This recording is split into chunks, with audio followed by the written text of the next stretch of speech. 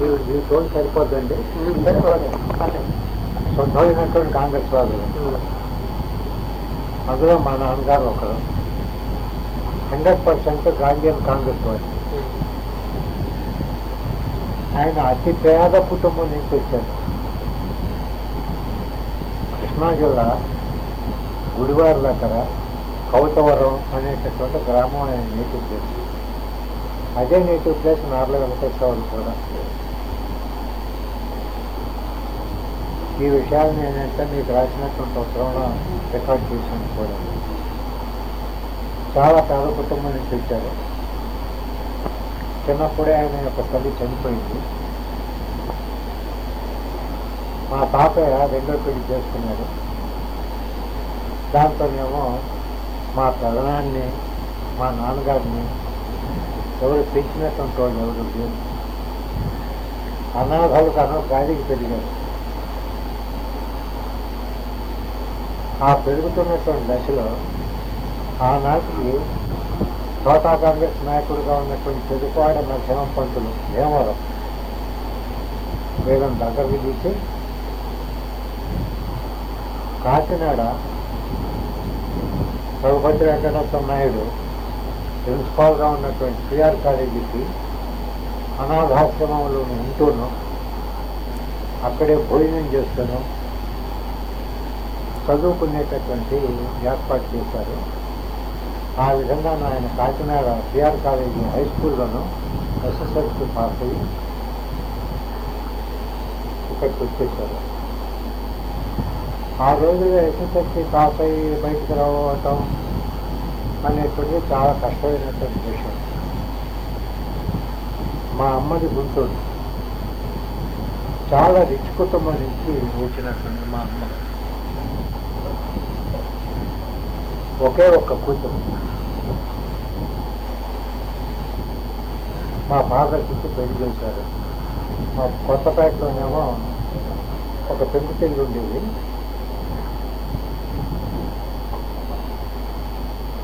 చిన్నాట వరకు సరాసరిగా ముందుగానే వెళ్ళేటైతేను రోడ్డు మీద అక్కడ ఒక మేడ ఉండేది.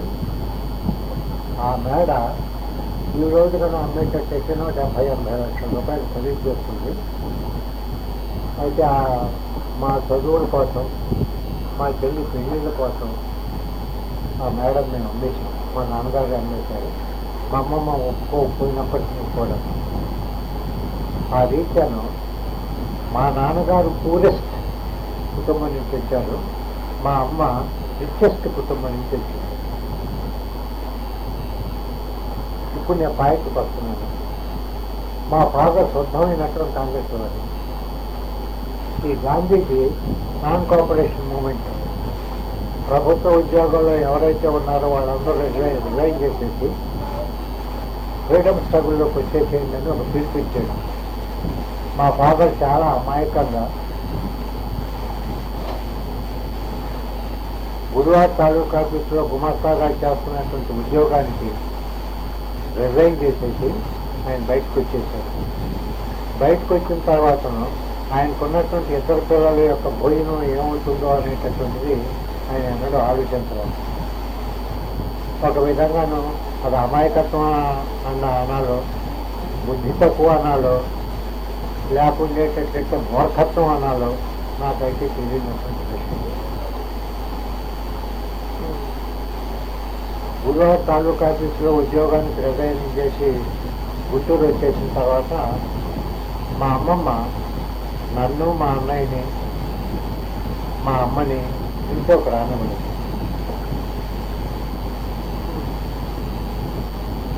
ఉన్న ఉద్యోగాన్ని వదిలిపెట్టేసేసావు, రాజీనామా చేశావు, 2 పిల్లలు ఉన్నారు, వీళ్ళకి అన్నం ఎట్లా పెట్టావు, నా మొత్తం ఆస్తి అంతాను అమ్మేసేసి కాంగ్రెస్లోకి తిరిగి బొక్కా పకీరు అయిపోయి కుటుంబాన్ని నాశనం చేయడానికి దానికి సిద్ధపడ్డావా? బంగారం లాంటి నా పిల్లలైతే నేను ఇచ్చి నా పిల్లల జీవితాన్ని అంతా నాశనం చేసేసాను నేను అని మా అమ్మమ్మ మా ఫాదర్తో తగలపడింది. మా అమ్మమ్మకేను మా ఫాదర్కి ఆ రీత్యాల సంబంధాన్ని తెలిపోయింది.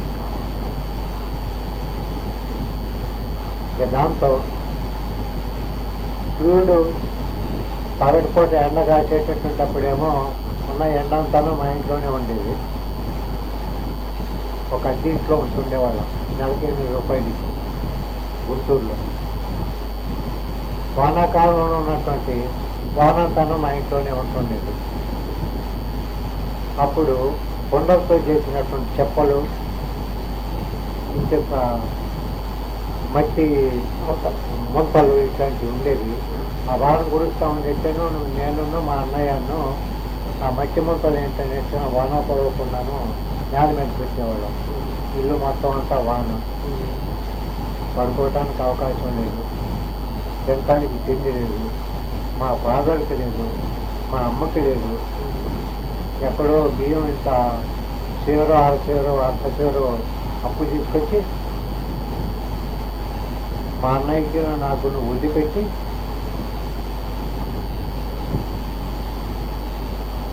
మా అమ్మ పసుపు పడుకునేది.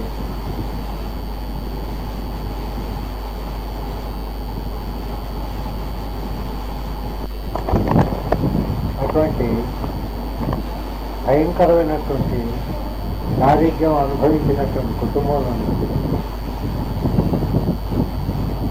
నేను బయటకు వచ్చాను. సరైన తిండి లేదు, చదువుకోవటానికి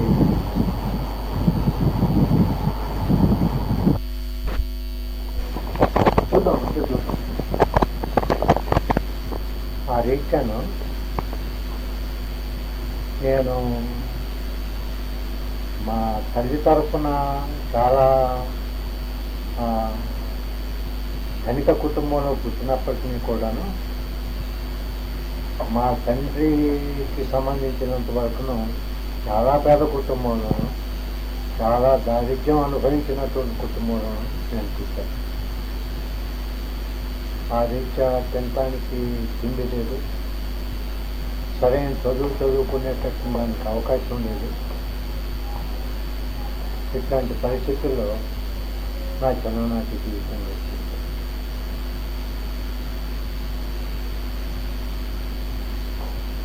ఈ పేద జీవితమే నన్ను ఈ సోషలిస్ట్ ఉద్యమాల వైపుకి డైవర్ట్ చేసేదానికి కారణం.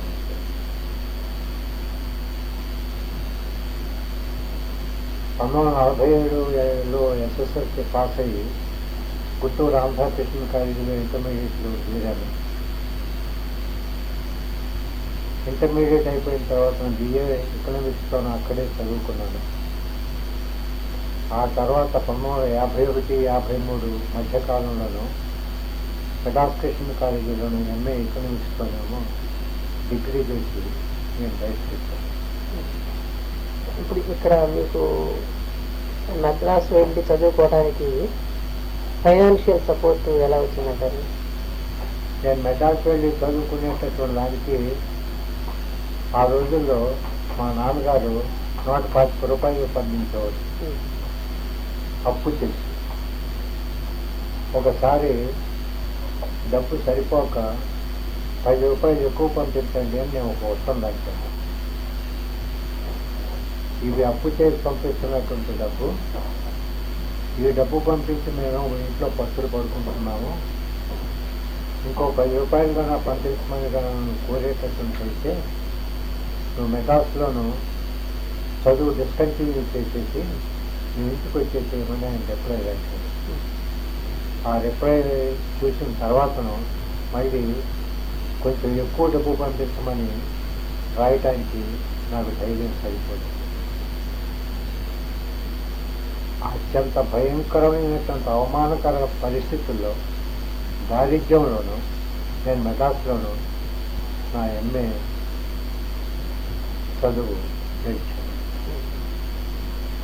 ఈ ఆర్థికమైనటువంటి పరిస్థితులు నేను చిన్నతనంలోనూ బాల్యంలోనూ విద్యార్థిగాను నేను అనుభవించినటువంటి దారిద్ర్యం, ఈ పేదతనం, ఇవన్నీ కూడాను నన్ను న్యాచురల్గాను సోషలిస్ట్ భావాల వైపుకి మళ్లించేటటువంటి దానికి డైరెక్ట్గాను దోహదం చేసింది. అంటే ఆ టైంలో మీరు ఏదైనా బుక్స్ కానీ చదవటం కానీ అలాంటి కాలేజీలో ఉన్నప్పుడు నేను ఒక కాలేజీలో ఉన్నటువంటప్పుడు ఎస్ఎఫ్ స్టూడెంట్ని, ఎస్ఎఫ్ అంటే స్టూడెంట్ ఫెడరేషన్ స్టూడెంట్ నా సభ్యుడిని. అప్పుడప్పుడు కూడాను ఇప్పుడున్న ఎస్ఎఫ్ఐ కమ్యూనిస్ట్ పార్టీ చీలిపోయిన తర్వాత ఎస్ఎఫ్ అనేటటువంటి స్టూడెంట్ ఫెడరేషన్ అనేటువంటి ఒకటి ఉండేది. కమ్యూనిస్ట్ పార్టీ సిపిఎంగా చీలిపోయిన తర్వాత ఎస్ఎఫ్ అనేదేమో సిపిఐ ఎవరు ఉంచుకున్నారు. SFI student federation of India అనేటటువంటి సిపిఎం వాళ్ళ యొక్క సొంత విద్యార్థి సంస్థగాను మిగిలిపోయింది. యునైటెడ్ కమ్యూనిస్ట్ మూవ్మెంట్లో ఉన్నటువంటి రోజుల్లోనూ ఎస్ఎఫ్ స్టూడెంట్ ఫెడరేషన్ అనేటటువంటి పేరుతోనే స్టూడెంట్ ఉండేది. అది చాలా అగ్రెసివ్గాను, చాలా యాక్టివ్గాను, చాలా చైతన్యపూరితంగాను అది ఉండేది. ఆ ఎస్ఎఫ్ నుంచే సోషలిస్ట్ ఉద్యమానికి కావాల్సినటువంటి యువక నాయకత్వాన్ని ఈ ఎస్ఎఫ్ నుంచే తర్వాతను రిక్రూట్ చేసుకోవడం అనేటువంటి దానికి వాళ్ళు బీజాలు వేశారు. ఎస్ఎఫ్ స్టూడెంట్ ఫెడరేషన్ యొక్క సభ్యుడుగాను నేను సోషలిజాన్ని గురించి అప్పుడప్పుడు వాళ్ళు పొలిటికల్ కాన్సెప్ట్ పెట్టినప్పుడు వాటికి అటెండ్ అయ్యి నేను సోషలిజం గురించినటువంటి ఓనమాన్ని నేను ఆ క్లాసులో నేర్చుకోవటం జరిగింది.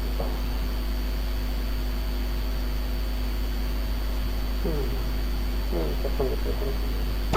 అయిపోయిన తర్వాత ఏం చేశారు? కాలేజీ నుంచి బయటకు రాగానే చెప్పే వెంటనే ఉద్యోగం దొరకల. మళ్ళీ స్టూడెంట్గా ఉన్నటువంటి ఏ దారిద్ర్యమైనటువంటి పరిస్థితి ఫేస్ చేయాల్సి వచ్చిందో అదే దారిద్ర్యమైనటువంటి పరిస్థితి మళ్ళీ ఫేస్ చేయాల్సి వచ్చింది. కమ్యూనిస్ట్ పార్టీలోనూ కొంతకాలం సానుభూతి కొరకుగా పనిచేస్తాను, కొంతకాలం హోల్ టైమర్గా పనిచేస్తాను.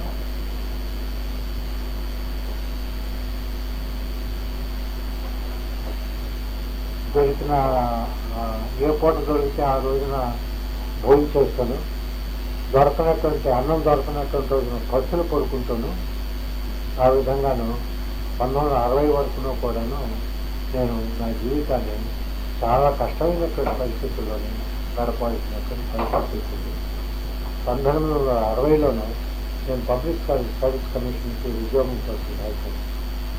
కోఆపరేటివ్ సబ్ రిజిస్ట్రారు, తహసీల్దారు ఇత్యాది వాటి కోసం నేను రాస్తే నాకు సీనియర్ ఇన్స్పెక్టర్గాను ఉద్యోగం దొరికింది. ఆ ఉద్యోగం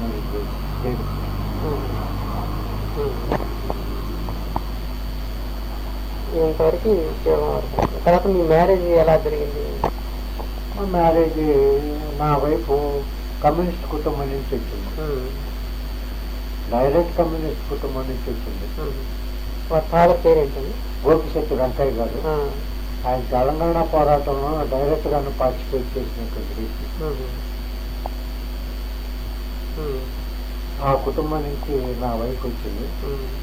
మా ఇద్దరికి ఏంటనేటట్లయితేనే పోల్గొండల పెళ్లి జరిగింది. అప్పుడు పెళ్లికి అటెండ్ అయిన వారు, ఆ పెళ్లికి అటెండ్ అయినటువంటి ప్రముఖులు ఎవరు లేరు. ఆ ఊళ్ళో ఉండేటటువంటి గంటవాళ్ళే వచ్చి ఒక 10-12 మంది భోజనాలు చేసేసి వాళ్ళు గవర్నమెంట్ వెళ్ళిపోయారు తప్ప అది చాలా ప్రముఖంగా జరిగినటువంటి పెళ్లి కాదు. అప్పటికి మా మామగారికి అంత డబ్బు ఖర్చు పెట్టి పెళ్లి చేయగలిగినటువంటి స్థమత పడినది. మీకు అంటే పరిచయం ఎలాగండి? మేడం గారితో మీకు ఎలా పరిచయం? నేను బజార్లో ఉంటుండేవాడిని, ఉద్యోగం చేసుకుంటాను. శ్రీ విజయలక్ష్మి అనేటటువంటి పేరుతోనూ విశాలాంధ్రలోనూ కవిత్వం రాస్తుండేవాడిని. ఆ కవిత్వాన్ని చదివింది. చదివి తద్వారా ఏంటనేటట్లయితేనే పరిచయాలు ఏర్పడి ఆ పరిచయం పెళ్లి దాకా మ్యారేజ్ ఏ సంవత్సరంలో జరిగింది? 68. నాకు బాగా నేను డేట్లు నేను ఖచ్చితమైన అంటే అప్పటికే మీరు విషాద భారతం రాస్తారు. మీ విషాద భారతం రచనకి అసలు ముందు ఏం జరిగింది, దానికి నేపథ్యం ఏంటో చెప్పగలరు? రచనకి డైరెక్ట్ ప్రేరణ 1955 ఫిబ్రవరిలో ఆంధ్రదేశంలో జరిగినటువంటి మధ్యంతర ఎన్నికలు. వాటిని మధ్యంతర ఎన్నికలు అనేటటువంటి పేరుతో పిలిచేటటువంటి కంటే ఆంధ్రదేశంలోనూ జరిగినటువంటి అంతర్యుద్ధం అని తెలవటం అనేటటువంటి సమంజసంగా ఉంటుంది.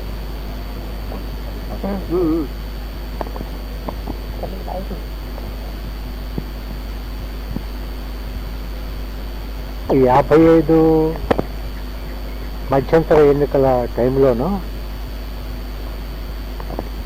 ఈ పాలక పార్టీకి, ఆనాటి కమ్యూనిస్ట్ పార్టీకి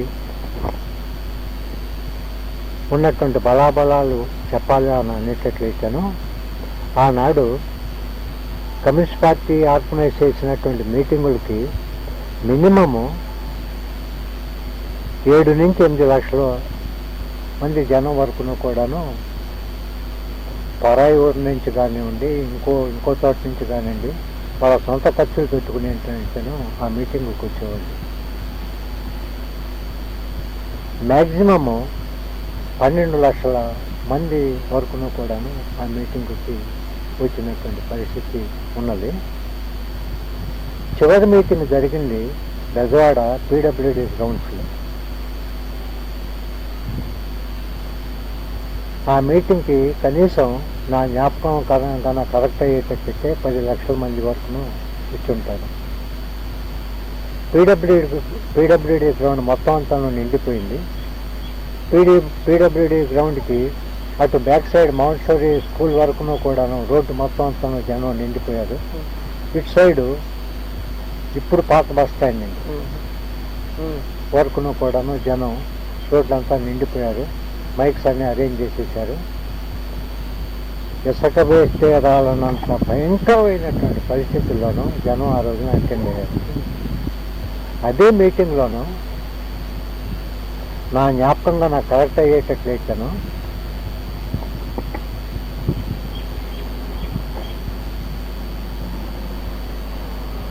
ఇంకో వారం 10 రోజుల్లోనూ ఏర్పడబోయేటటువంటి కమ్యూనిస్ట్ ప్రభుత్వంలోనూ ఉత్తరపల్లి సుందరయ్య,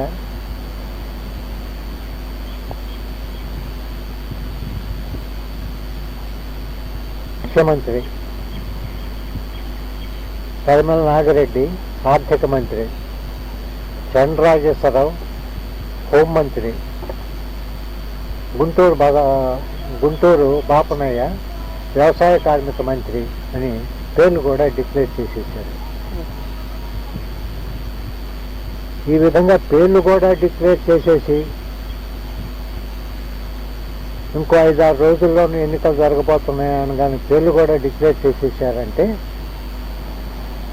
ఇండియాలో ఉన్నటువంటి పాలక వర్గాలు, ప్రత్యేకంగా ఆంధ్రదేశంలో ఉన్నటువంటి భూస్వాములు, పెట్టుబడిదారులు, ధనిక రైతులు వాళ్ళ యొక్క గుండెల్లోనూ రైళ్లు పరిగెత్తిని అనేటటువంటి దానికంటే వాళ్ళ గుండెల్లో పిడుగులు పడినాయని చెప్పడం అనేటటువంటిది నిజానికి దగ్గరగా ఉంటుంది. ఆ పరిస్థితుల్లోనూ ఓటింగ్ స్టార్ట్ అయింది. వ్యవసాయ కూలీల్ని, పేద ప్రజల్ని, వీళ్ళందరినీ ఎక్కడ పడితే అక్కడ గోడౌన్స్లోనూ, పశువుల కొట్టాల్లోనూ వీలున్నంత వరకు బంధించేసేసారు దౌర్జన్యంగా. గుడిసె మీద ఎర్ర జెండా ఎగిరింది. డాబా మీద, మేడ మీద కాంగ్రెస్ వాళ్ళ యొక్క జెండా ఎగిరింది. ఆ ఇంటి మీద ఉన్నటువంటి కాకి ఇంటి మీదకు వాలలేదు, ఈ ఇంటి మీద ఉన్నటువంటి కాకి ఆ ఇంటి మీదకు వాలలేదు. దాదాపు ఇండియాలో ఉన్నటువంటి ఆనాటి పాలక పార్టీకి చెందినటువంటి అగ్రనాయకులు, ప్రత్యేకంగా ఆంధ్రదేశంలో ఉన్నటువంటి ఆనాటి పాలక పార్టీకి చెందినటువంటి అగ్రనాయకులు ఒక కమ్యూనిస్ట్ గవర్నమెంట్ వచ్చేసింది, మన పని ఇంతతో చెల్లు అనేటటువంటి స్థితికి వచ్చేసేసి వాళ్ళ సమస్తమైనటువంటి శక్తియుక్తులన్నింటిని కూడా పణంగా పెట్టేసేసి కమ్యూనిస్టుల్ని గవర్నమెంట్లోకి రానికుండాను ఎంత చేయాలో అంతా చేయడానికి ప్రయత్నం చేశారు. అలాంటి పరిస్థితుల్లో మొట్టమొదటిసారిగా ఇండియాలోనూ ఎన్నికల టైంలోనూ డబ్బు సంచులతోనూ ఓట్లను కొనటం అనేటటువంటిది 1955 ఆంధ్ర మధ్యంతర ఎన్నికల్లోనే స్టార్ట్ అయిందని నాకు తెలిసినంత వరకు ఉన్నటువంటి అభిప్రాయం. బాంబే నుంచి ఎస్కే పాటిల్ ₹2,00,000 డబ్బు సంచులు తీసుకొచ్చాడు, ఆంధ్రదేశంలో పంచారు. తీసుకున్న వాళ్ళు తీసుకున్నారు, తీసుకున్నటువంటి వాళ్ళు రిఫ్యూజ్ చేశారు.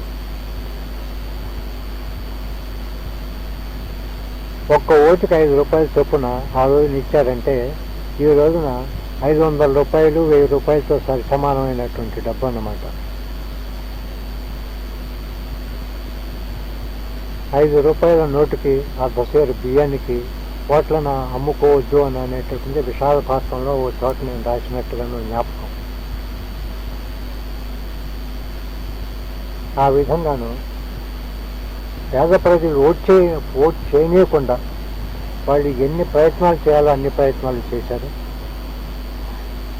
పల్లెటూళ్ళలోనూ ఓటింగ్ బూతులకు అడ్డంగాను ఓటింగ్ బూతులకు వెళ్ళేటటువంటి దోవల్లోనూ అక్కడ ఉన్నటువంటి ధనిక భూస్వాములు, ధనిక రైతులు, పెత్తందారులు రోడ్డుకి అడ్డంగాను పడుకున్నారు. ఒకవేళ కన్నా మీరు ఓట్ చేయటానికన్నా వెళ్ళేటట్లయితేను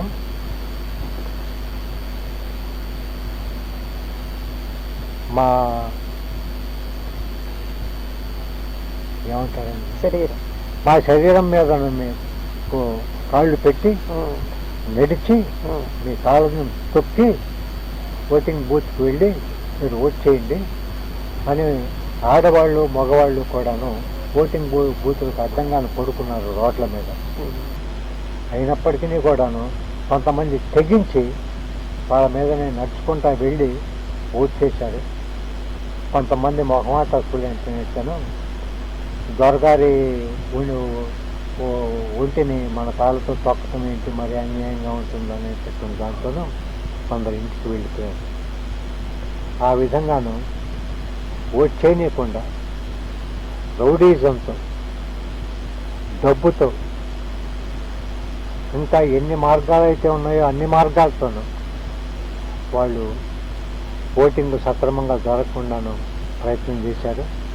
దాంట్లోనూ ఆనాటి పాలక పార్టీ పూర్తిగాను విజయం సాధించింది. కమ్యూనిస్టులకి ఒక్క సీటు కూడా రాలేదు. మొత్తం సీట్లన్నీ ఆనాటి పాలక పార్టీకి వెళ్ళిపోయింది. ఇది క్లుప్తంగాను ఆనాటి ఆంధ్రదేశంలో 1955 ఫిబ్రవరిలో జరిగినటువంటి మధ్యంతర ఎన్నికలు. ఈ ఎన్నికల ఇతివృత్తమే దాంట్లో నేను డైరెక్ట్గా పాల్గొన్నాను.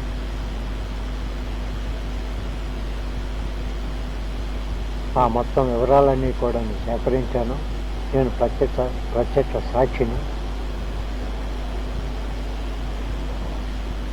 ఆ ఇతివృత్తమే విశాఖపట్నంలోనూ మీకు కనిపించేటటువంటి విషయం.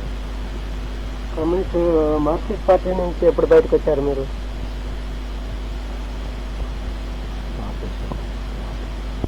అంటే తెలంగాణ పోరాటం శక్తివంతంగా సాగుతున్న కాలంలో కానీ, అంతకు ముందు కానీ ఆ తర్వాత కానీ మన తెలుగుదేశంలో దళితుల పరిస్థితి ఎలాగుండేది, దాని పట్ల కమ్యూనిస్టుల యొక్క పార్టీ యొక్క స్పందన ఎలాగుండేది, లేక ఇతరులు ఎవరైనా వ్యక్తిగతంగా సంస్కరణ ఉద్యమాలని నడిపేవారా కుల నిర్మూలనకు కోరుతూ? తెలంగాణ పోరాటం 48-51 మధ్యకాలంలోనూ ప్రధానంగా జరిగిందండి. అప్పుడు ఈ పోరాటానికి పూర్వం కాంగ్రెస్ వాళ్ళు హరిజనోద్ధరణ అనేటటువంటి పేరుతోనూ అరాకొర సంస్కరణలు చేశారు. దేవాలయ ప్రవేశం, హరిజన్ సేవక్ హరిజన్ సేవక్ సంఘం అనేటటువంటి కొన్ని నాటక సంఘాలని పెట్టేసేసి అరాకొర ప్రయత్నాలు అయితే కొంతమంది కాంగ్రెస్ వాళ్ళు చేశారు. వీళ్ళతో పాటు రఘుపతి వెంకటరత్న నాయుడు, బందర్లో రామ్జీరావు పంతులు, ఇట్లాంటి వాళ్ళు ఇప్పుడు ఇంకా చాలామంది ఉన్న లక్ష్మీనారాయణ గుంటూరు, ఇట్లాంటి వాళ్ళు హరిజనుల కోసం ఎంతో నిజాయితీతో ఎంతో కమిట్మెంట్తోనూ వాళ్ళని ఉద్ధరించేటటువంటి దానికి అనాథాశ్రమాలు పెట్టారు. క్రిస్టియన్ మిషనరీస్ కూడాను వాళ్ళకి చదువు తెప్పించి వాళ్ళని మనుషులుగా తీర్చిదిద్దేటటువంటి దానికి వాళ్ళు ఎంతో కృషి చేశారు. ఒకవైపున కాంగ్రెస్ వాళ్ళలో కొద్దిమంది చేసిన మాట వాస్తవమే. కాంగ్రెస్ వాళ్ళకంటే కూడాను వెంకటరత్న నాయుడు కుల నిర్మూలన కోసం కాదు, హరిజనులకి ఇంత చదువు చెప్పి వాళ్ళు మనుషులుగాను వాళ్ళని తీర్చిదిద్దేటటువంటి దానికి ఆయన కృషి చేసినటువంటి మాట వాస్తవమే. దానికోసం ఆయన కాకినాడలో ఉండేటటువంటి పిఆర్ కాలేజీని కేంద్రంగా తీసుకుని హరిజనులకి, వెనకబడినటువంటి కులాలకి చెందినటువంటి వాళ్ళకి కులం అనేటటువంటి విచక్షణ లేకుండాను ఎవరైతే పేదలైతే ఉన్నారో వాళ్ళందరికీ కూడాను స్కాలర్షిప్లు ఇప్పించి ఆర్ఫనేజ్లో అన్నం పెట్టి చదువు చెప్పించి వాళ్ళని మనుషులుగా తీర్చిదిద్దేటటువంటి దానికి కాకినాడలోనూ వెంకటరత్న నాయుడు కృషి చేశాడు. గుంటూరులో ఉన్న లక్ష్మీనారాయణ, ఆయన యొక్క భార్య లక్ష్మీబాయమ్మ, బందర్లో రామ్జీరావు పంతులు, ఇటు ఇత్యాదులు చాలా తీవ్రమైనటువంటి చాలా నిజాయితీతో కూడినటువంటి కృషి చేసినటువంటి మాట వాస్తవం. అప్పటికి కమ్యూనిస్ట్ పార్టీలో కులము, కులం రీత్యా హీనులు, అధికులు అనేటటువంటి కన్సెప్షన్ లేదు.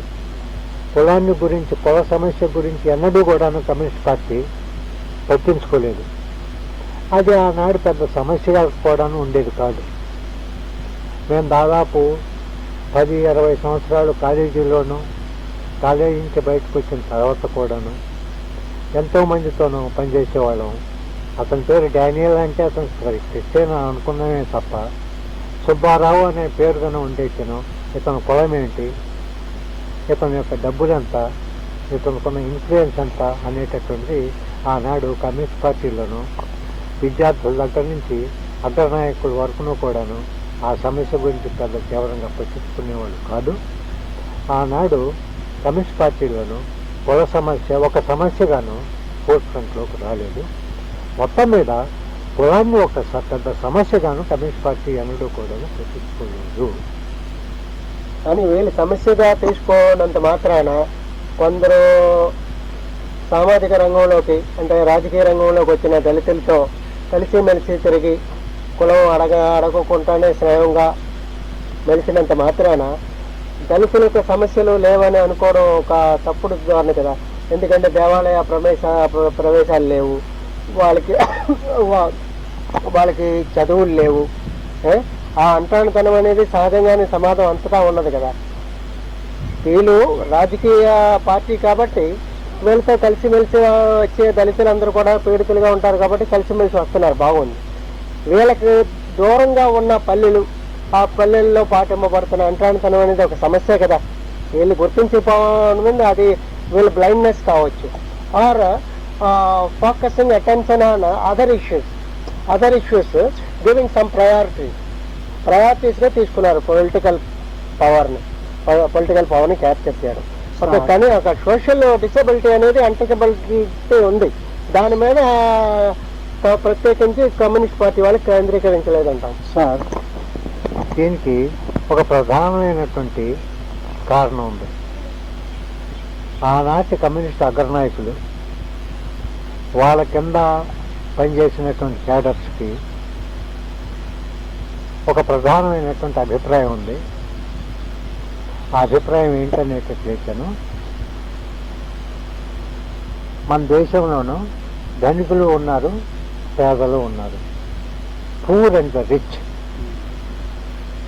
ధనికులంతాను ఒక వర్గం, అది దోపిడీ చేసేటటువంటి వర్గం. పేదలంతరూ కూడాను దోపిడీ చేయబడేటటువంటి వర్గం. ఆ ఒక్క డిమార్కేషన్ వాళ్ళకు ఉంది. ఈ ఈ ధనిక దరిద్ర వ్యత్యాసాలు, ఆర్థికమైనటువంటి ఈ వ్యత్యాసాలు, దోపిడీగాళ్ళు, దోపిడీ చేయబడేటటువంటి వాళ్ళు, పీడకులు, పీడితులు, ఈ వర్గ వైరుధ్యాలని బేస్గా తీసుకుని వర్గ పోరాటాన్ని మనం నడుపుకుంటాను వెళ్ళేటట్లయితేను మనం అనుకున్నటువంటి సోషలిస్ట్ వ్యవస్థ మనం సాధించేటటువంటి అవకాశం ఉంది. వాడు మాల కార్మికుడు కావచ్చు, రజక కార్మికుడు కావచ్చు, యాదవ కార్మికుడు కావచ్చు, వాడు ఏ కులానికి చెందినప్పటికీ కూడాను వాళ్ళందరూ పేదలే.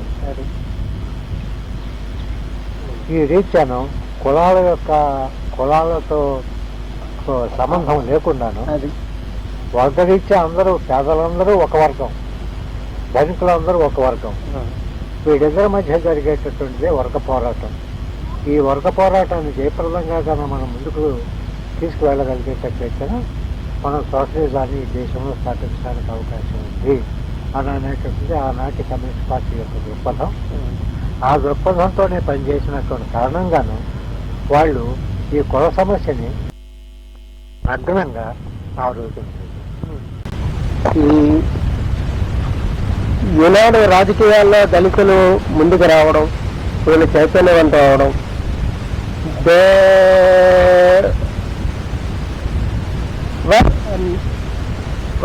Neglected minority. ఈ నెగ్లెక్టెడ్ మైనారిటీ అంబేద్కర్ ప్రభావం వల్ల, సంస్కరణ ఉద్యమాల వల్ల కానీ, లేకపోతే సామాజిక మార్పులో వస్తున్న ప్రభావం వల్ల కానీ వాళ్ళు మెల్లమెల్లగా తాము నెగ్లెక్టెడ్ మైనారిటీ అని తెలుసుకుని వాళ్ళు తమ యొక్క హక్కుల్ని అసర్షన్ ఆఫ్ రైట్స్ కోసం వేరే పూర్తిగా పార్టీల్లో వాటిలో చేరి ముందుకు రావడం అనేది జరుగుతుంది. అందువల్ల అలా జరగడం వల్ల ఏంటంటే వాళ్ళు కులానికి అక్కడ ప్రాధాన్యత ఇస్తున్నారు, కులం పేరుతో వాళ్ళు సంఘటితం అవుతున్నారు కదా, ఇక్కడ కనపడుతుంది.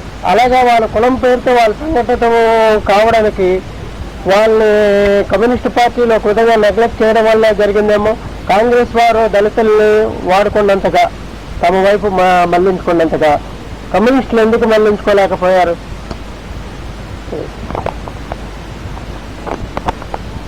ఇవాళ కూడా కాంగ్రెస్ వైపే మా దళితుల యొక్క సానుభూతి అంతా ఉంది. అది కమ్యూనిస్టుల వైపు ఎందుకు లేదు? దీనికి 2 కారణాలు చెప్పుకోవచ్చేమోనండి.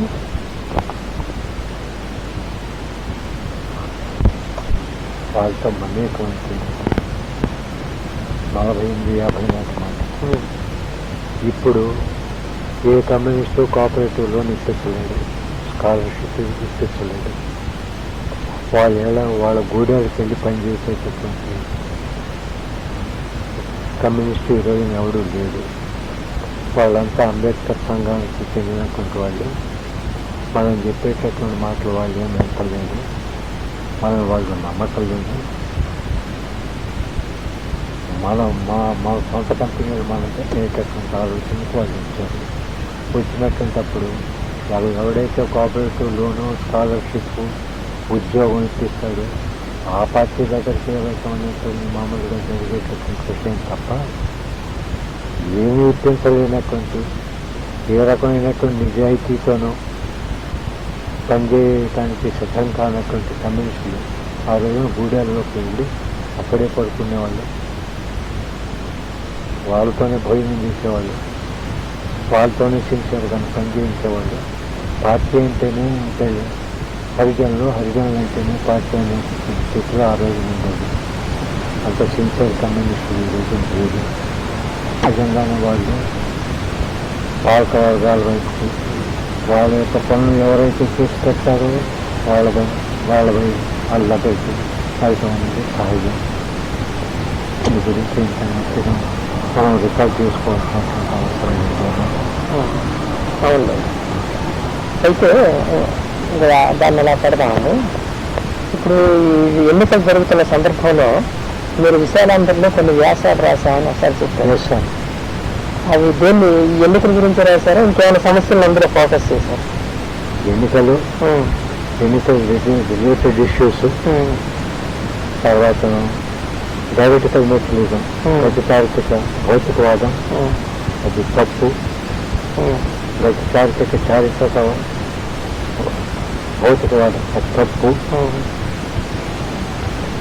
రష్యాలోనూ వచ్చి నిరంకుశత్వం ఉంది, అక్కడ శాశ్వతం లేదు అని ఆంధ్రపత్రికలో పంచతారాజ్యం నాగేశ్వరరావు లాంటి వాడు నానా సొంతంతాను రాసి లేలే రష్యా రారా రష్యా అని ఈ విదేశీ శక్తులుగాను వాళ్ళకి అమ్ముడుపోయి ఈ శ్రీశ్రీ లాంటి వాళ్ళు ఈ విధంగాను ప్రభుత్వం రాసి ఈ దేశాన్ని వాళ్ళకి తాకట్టు పెట్టేటటువంటి దానికి సిద్ధపడినటువంటి పరిస్థితుల్లోనూ వీళ్ళు ముందరకు వచ్చారు. కాబట్టి వీళ్ళు కన్నా పవర్లో గాను వచ్చేటట్లయితేనూ రష్యా యొక్క బానిస దేశంగాను ఇది తయారయ్యేటటువంటి ప్రమాదం ఉంది. మన స్వతంత్రానికి గుర్తు వస్తుంది అని కమ్యూనిస్ట్ పార్టీ మీద జనరల్గాను సిసి మీద పర్టికులర్గాను వాళ్ళు రాసినటువంటి రాతలు అంతా ఇంత కూడా సాయంత్రం దాకా చెప్పాల్సి ఉంటుంది. ఆంధ్రపత్రిక ఆనాటి నార్ల వెంకటేశ్వరరావు నడిపినటువంటి ఆంధ్ర సభ ఈ రెండింటినీ చదివి మద్రాసులో ఉన్నటువంటి సిసికి దాదాపు 90% పిచ్చెక్కిపోయింది. సిసి కూడా రాశాడు విశాలాంధ్రలో 90% పిచ్చెక్కి ఏంటో ఇంత మాట్లాడుకుని పిచ్చివాడుగాను ప్రవర్తిస్తున్నటువంటి స్థితులను ఏమయ్యా నువ్వేమో ఆంధ్రపత్రిక చదవద్దు, ఆంధ్ర ప్రభ చదవద్దు, ఆ పని మేము చూసుకుంటాము, నువ్వు ఆ పేపర్లు ఏం చదవద్దు, నువ్వు కామ్గా ఉంది అనేటటువంటి పిచ్చి వచ్చినప్పుడు అభ్యుదయ సాహిత్యాన్ని సపోర్ట్ చేస్తాను, పెట్టుబడిదారీ విధానంలో ఉండేటటువంటి లోపాలని విమర్శిస్తాను, సోషలిజం యొక్క గొప్పతనాన్ని గురించి వివరిస్తాను. ఆంధ్రలో ఉండేటటువంటి గ్రేటెస్ట్ టాలెంట్ అంతాను యూత్ దగ్గర నుంచి 50 సంవత్సరాల వయసు వాళ్ళ వరకును కూడా మొత్తం వాళ్ళ యొక్క జీనియస్ అంతటి వాళ్ళ టైం మొత్తాన్ని కూడా ఇటు ఎన్నికల కోసం ప్రచారం చేయడంతో పాటు ఇటు పత్రికా యుద్ధం కూడాను జరిగినటువంటి సామాన్యమైనటువంటి విషయం కాదు. 55 జనవరి దగ్గర నుంచి ఇంకా ప్రత్యేకంగా చెప్పాలంటే 54 డిసెంబర్ దగ్గర నుంచి 1955 ఫిబ్రవరి 9 తారీఖు వరకున కూడాను ఉన్నటువంటి విశాలాంధ్ర డైలీ సంచికలు కానీ మీరు పట్టుకునేటట్లయితేనే వాటిలో ఎంత భయంకరమైనటువంటి అంతర్యుద్ధం జరిగిందో మీకు తెలుస్తుంది. అయితే వర్షమాళ్ళు సిసి యొక్క అన్ని రచనని వేశారు. సిసి ప్రశ్న జవాబు అనేటటువంటి పేరుతో విశాలాంధ్రలోనూ ప్రశ్నకి జవాబులు ఇచ్చాడు. అది మొత్తం ఆంధ్రదేశాన్ని ఊపేసేసింది. అవతరాలు అడిగిన ప్రశ్నలకు ఈయన ఇచ్చినటువంటి జవాబులు వాటిని మాత్రం వర్షం యొక్క సిసి యొక్క కంప్లీట్ వాయించడం వాళ్ళు ఇంటెన్షన్ కానీ అవాయిడ్ చేసేసారు. ఎన్నికల యుద్ధం అనేటటువంటి పేరుతో అది తెలియలేదు ఆ విషయం అతనికి తెలుసు. అతను ఇంటెన్షన్ గానే అవాయిడ్ చేశాడు. కారణం ఏంటంటే ఎన్నికలు అనేటటువంటివి రూలింగ్ చేసేటటువంటిది తుపాకీతో యుద్ధం చేయాలి తప్పితే ఎన్నికలతో యుద్ధం చేసేటటువంటి వాళ్ళు వ్యధవులు అనేటటువంటిది ఆ సీసీ ఇచ్చినటువంటి ప్రశ్న జవాబు అనేటటువంటి ఆయన ఇచ్చినటువంటి జవాబులు ఆంధ్రదేశంని పల్లె దగ్గర నుంచి ఢిల్లీ వరకు కూడాను ఊపి ఉరూపలో చేసినారు అన్నమాట. అటువంటి జవాబులు ఇచ్చారు. అవి మీ దగ్గర ఏమైనా ఉన్నాయండి? ఇప్పుడు చాలా కాలం వరకు నేను వాటిని భద్రం చేశాను. తర్వాత ఈ తెలుగు ఇంట్లో అంబులెన్స్ పెరిగిపోతా ఉంటే భద్రం చేయలేక వాటిని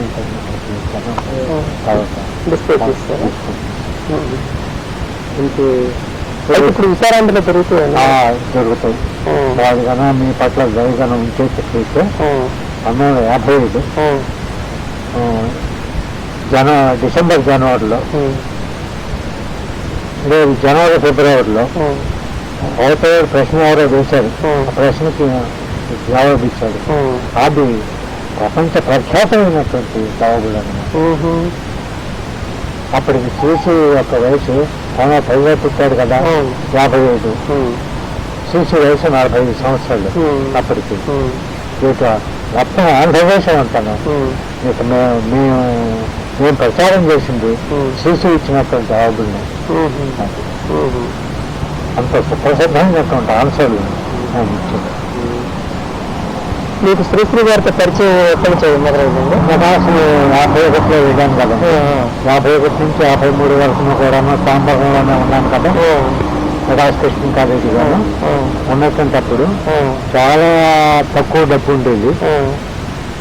అప్పుడు మలయాళీ కమ్యూనిస్టులతోనూ పరిచయాలు ఉండేవి. వాళ్ళతో కలిసి ఏంటంటే ఆయన మైలపూర్లో ఉండేవాడు. ఎప్పుడన్నా రెండు ఆదివారాలకు ఒకసారి 3 ఆదివారాలకు ఒకసారి ఆయన ఇంటికి వెళ్ళేవాడిని. వెళ్ళి ఆయనతోనేమో కొద్ది గొప్ప ఆయన చెప్పే వర్ణమాలని విని అక్కడి నుంచి మళ్ళీ సాయంత్రానికి మామూలు తాంబరం తిరిగి వచ్చేసి చూసేవాళ్ళం ట్రైన్లో. ఇద్దరు కలిసి తీసుకున్న ఫోటో ఏదైనా ఉందా?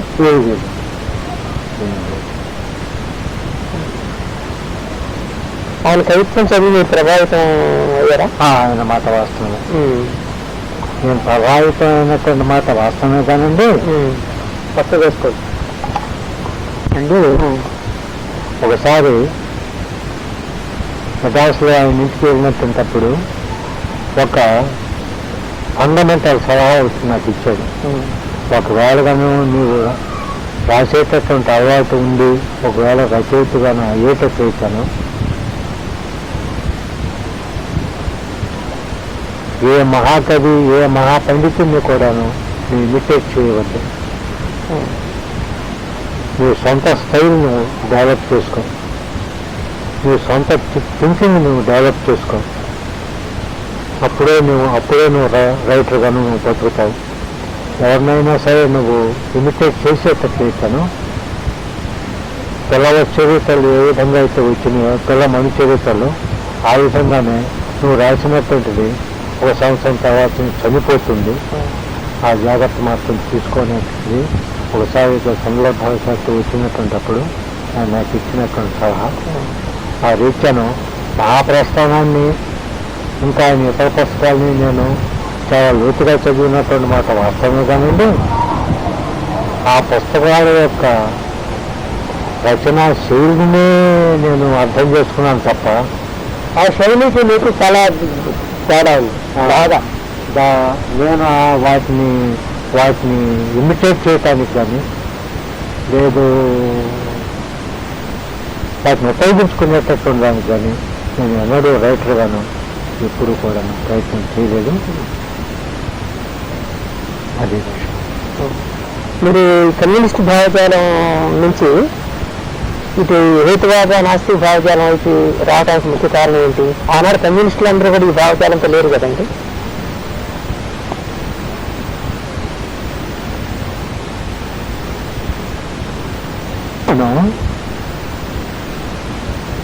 దాదాపు 1950లోనూ దేశ కాలేజీలోనూ బిఏ చదువుతున్నటువంటి రోజుల్లోనూ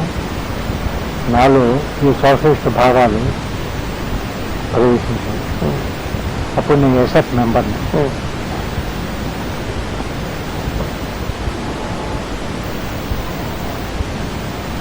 ఆ భావజాలాలు దాంతోపాటు నేను వీరసింహ హై స్కూల్లోను థర్డ్ ఫామ్ చదువుతున్నటువంటి రోజుల్లో బహుశా గౌరవైన పోలయ్య రాసినటువంటి పురాణాల్లో భూతు అనేటటువంటి పుస్తకం లోకరాయిలో పట్టి నేను చదవలేదు. పురాణాల్లో భూతు అనేటటువంటిది మాత్రమే చదివాను. ఆ పుస్తకం నాకు ఎట్లా వచ్చిందంటే, ఆయన కొడుకైనటువంటి వెంకటేశ్వర్లు నా క్లాస్మేట్ వీరసింహ హై స్కూల్లో. ఒకరోజు నా పుస్తకం తీసుకొచ్చి నా చేతికి ఇచ్చాడు. అది చదివాను. ఇది విచిత్రంగా ఉంది.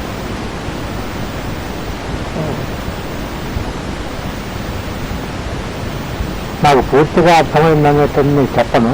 చాలా విచిత్రంగా ఉంది ఆ పుస్తకంలోనూ వినిపించినటువంటి భావాలు.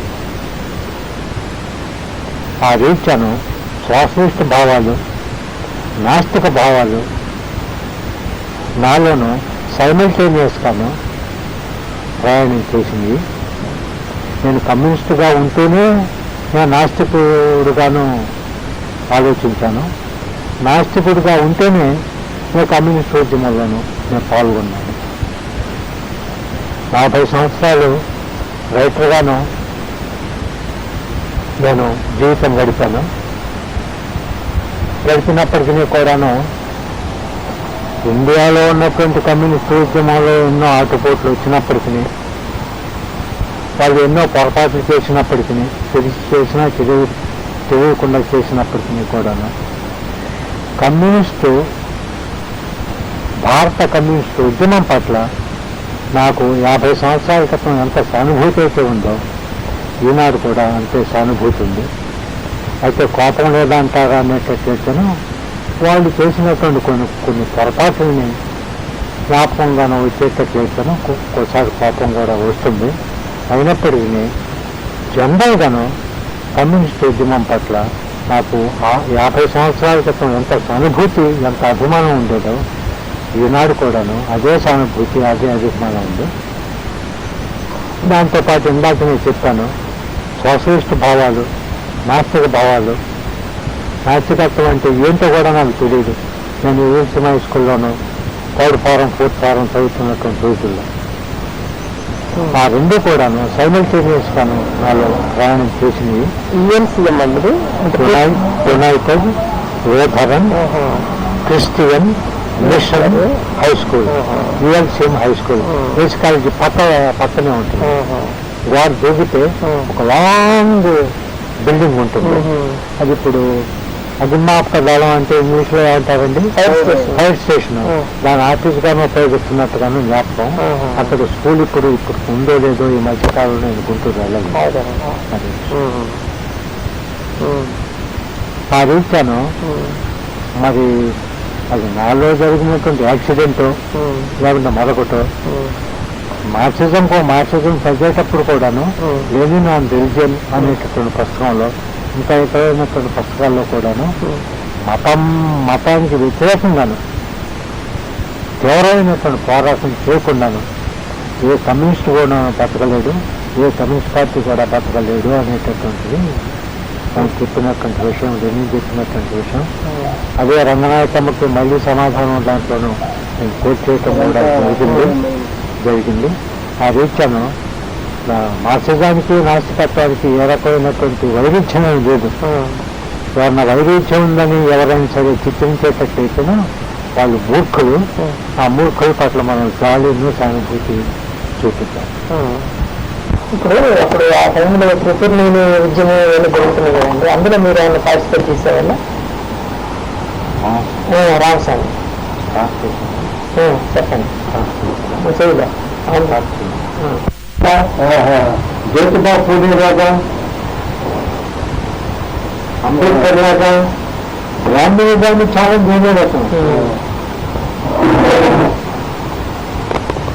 బ్రాహ్మణులు ఒక కులంగా బ్రాహ్మణ్ క్యాస్ట్ ని అతను ఛాలెంజ్ చేశాడు.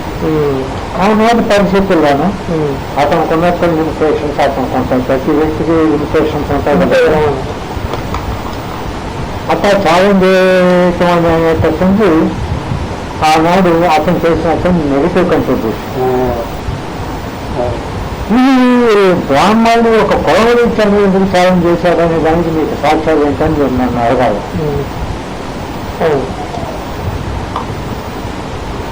బ్రాహ్మణ కుల ఆధిపత్యాన్ని త్యాగం చేశాడు కాబట్టి వారి యొక్క స్థానంలో తమ బ్రాహ్మణ్యం ఏంటనే ప్రత్యేకంగా పౌరవిత్యానికి చేశాడు. వారికి సంస్కృతం నేర్పించాడు విశ్వబ్రాహ్మణ. ఆనాడు ఆంధ్రదేశంలో సంస్కృతాన్ని నేర్చుకున్నటువంటి ఇద్దరు కులాలు. ఒకరు విశ్వబ్రాహ్మణులు, బ్రహ్మాండమైన పండితులు ఉన్నారు వాళ్ళలో. ఇంకోటేమో బ్రాహ్మణ్స్. సంస్కృత కళాశాల కోసం జాగరముడి కుత్సాల చౌదరి దగ్గర డబ్బులు తీసుకుని ఇంకా ఆనాటి కమతార్థులు కమి తరగతుల దగ్గర డబ్బులు వసూలు చేసి వీళ్ళు విత్తుగాను అతి సామాన్యమైనటువంటి లోయర్ మిడిల్ క్లాస్ కుటుంబాలకు చెందిన వాళ్ళే కదా ఆనాటి కమ్మ స్టూడెంట్స్. లోయర్ మిడిల్ క్లాస్ కంటే కూడా ఇంకా తక్కువ. ఒక్కొక్కరికి 1 ఎకరం 2 ఎకరాలు పంట. వాళ్ళకి అన్నం పెట్టి సంస్కృతం నేర్పించి జంజాలు వేసి కమ్మ బ్రాహ్మణులని పేరు పెట్టి వాళ్ళకి పెళ్లి మంత్రాలు నేర్పించి బ్రాహ్మణులతో కాకుండా ఈ కమ్మ బ్రాహ్మణులతోనే పెళ్లి చేయించేవాళ్ళు. పెళ్లి మంత్రాలు సంస్కృతంలో ఉన్నాయి కదండి, వాటిని తనే తెలుగులోకి మార్చాడు. ఏం మార్పు లేదా. సంస్కృతిలో ఉండేటటువంటి పెళ్లి మంత్రాలను తెలుగులోకి మార్చాడు. ఈ తెలుగులో ఉన్నటువంటి మంత్రాలతో ఏంటంటే కమ్మ బ్రాహ్మణులు వచ్చి పెళ్లి చేసేవాళ్ళు. తగ్గినాళ్ళకి పెళ్ళిళ్ళకి మాసికాలకి ప్రేమికలు సరే కమ్మరాంతరాస్తుండేవాళ్ళు. ఆ రీత్యాను బ్రాహ్మణ కుల ఆధిపత్యం అతను త్యాగం చేశారు తప్ప రామస్వామి నాయకర్ లాగా, జ్యోతిబాబు పూలే లాగా, అంబేద్కర్ లాగా ఈయన బ్రాహ్మణిజాన్ని త్యాగం చేయలేదు. ఇది నెగిటివ్ కంట్రిబ్యూషన్. ఆనాటి పరిస్థితులను దాన్ని దృష్టిలో పెట్టుకునేటట్లయితే ఇది చేయగలిగినటువంటి పని చేసింది. పల్లెటూరు నుంచి అప్పటిదాకా పూజారులుగా, సత్సంగారులుగా, గురువులుగా, టీచర్లుగా ఉన్నటువంటి ఈ బ్రాహ్మణ దురహంకారులు గుంటూరు కృష్ణా జిల్లాలో ఉన్నటువంటి పల్లెటూరు నుంచి కొత్తలు తరలించినట్టుగా తరలించేశాడు. వాళ్ళు ప్రతి యొక్క టౌన్స్కి వచ్చి ఇక్కడ గుమస్తాలుగా, పురోహితులుగా, లీడర్లుగా, కాంగ్రెస్ లీడర్లుగా వాళ్ళతో జీవనోపాధి స్టార్ట్ చేసుకోవడం అనేది జరిగింది. గుంటూరు కృష్ణా జిల్లాలో రామస్వామికి చనిపోతాడు అని అనగాను ఏ పల్లెటూరులో కూడా ఒక బ్రాహ్మణ కుటుంబం కూడా లేకుండా తరలించేశాడు. అదే అసలు చేసిన నెగిటివ్ కంట్రిబ్యూషన్. నెగిటివ్ కంట్రిబ్యూషన్ నుంచి మనం చూసుకుంటాం, పాజిటివ్ కంట్రిబ్యూషన్ నుంచి చూసుకుంటాం. ప్రతివాడు దేశవాసులు కాలేదు, ప్రతివాడు కాలేదు, ప్రతివాడు జయగోపాల్ కూడా కాలేదు. ప్రతివాడు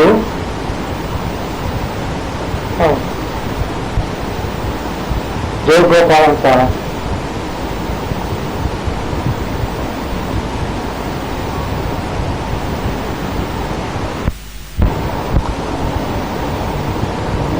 ఎడ్యుకేషన్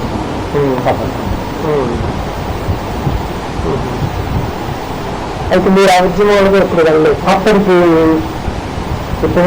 స్వామి ఉద్యోగం నడిచేటప్పుడు నడిచి నాకు 9 సంవత్సరాలు 10 సంవత్సరాలు అవుతుంది. నేను కాలేజీకి వచ్చిన తర్వాత వాళ్ళ ద్వారా వీళ్ళ ద్వారా పుస్తకాల రూపంలోను చిత్తమీద రామస్వామి యొక్క శ్వేతపురాణం, కూలి ఇట్లాంటి పుస్తకాలు ఆయన రాశాడని వినడం తప్ప తర్వాత ఎప్పుడో నాకు అవకాశం ఉన్నప్పుడు నా చదువంతా అయిపోయిన తర్వాత నాకు అవకాశం ఉన్నప్పుడు ఆ పుస్తకాలు సంపాదించుకుని చదవటం తప్ప ఇప్పుడు రామస్వామి ఉద్యమం నడుస్తున్నటువంటి నాటికి నేను 8 సంవత్సరాలు కుర్రాను 10 సంవత్సరాలు కుర్రాను అయి ఉంటాను. రామస్వామి తర్వాత ఆ ఉద్యమం ఎవరు కొనసాగించలేకపోయారు?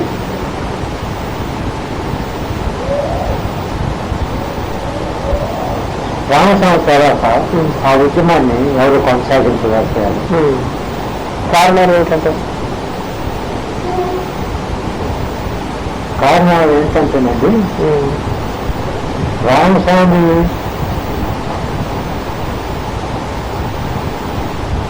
గుంటూరు కృష్ణాల్లో ఉండేటటువంటి కమ్మవాళ్లలో చాలా గౌరవమైనటువంటి విద్యావ్యాప్తి చేశాడు. దాన్ని బేస్గా తీసుకుని గుంటూరు కృష్ణాల్లో ఉన్నటువంటి కమ్మవాళ్ళు చదువులను విపరీతమైనటువంటి ముందుకు వెళ్ళిపోయారు. బ్రాహ్మణులతో సమానమైనటువంటి స్థాయికి వెళ్ళిపోయారు.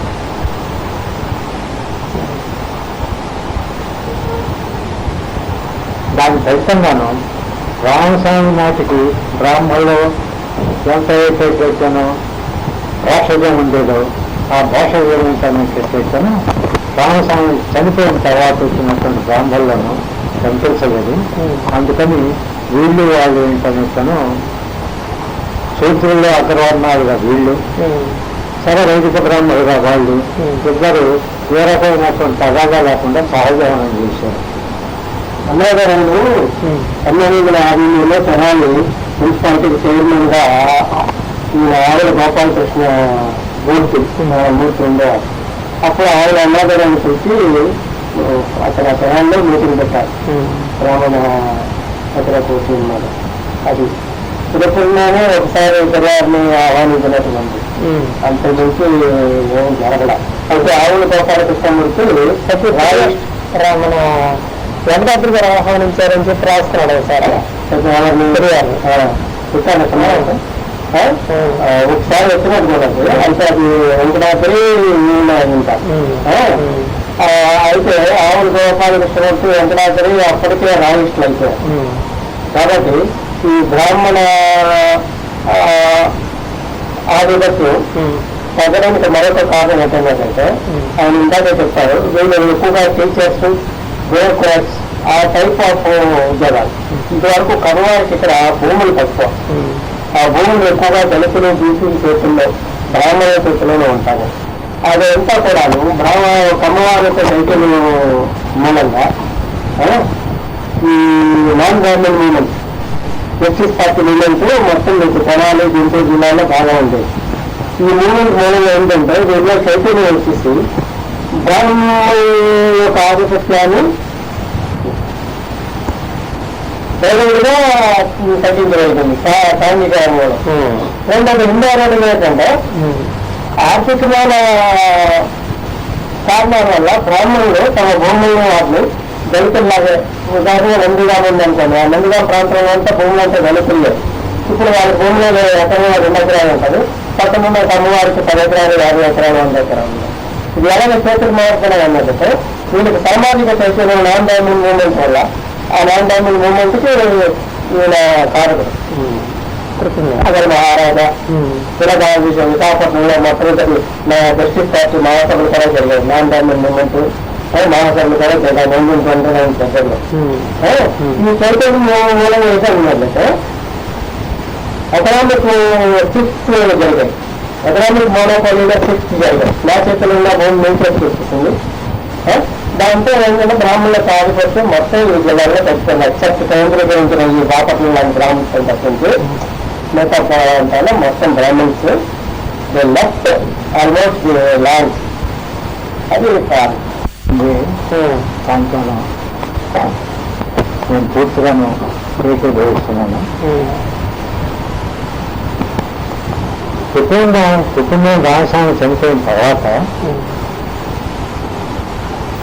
గుంటూరు కృష్ణాల్లో ఉండేటటువంటి కమ్మ విద్యార్థికులు అంటే ఆ రోజు బిఏ పాస్ అయ్యేటట్టును చాలా పెద్ద చదువు చదివినట్టు లెక్క.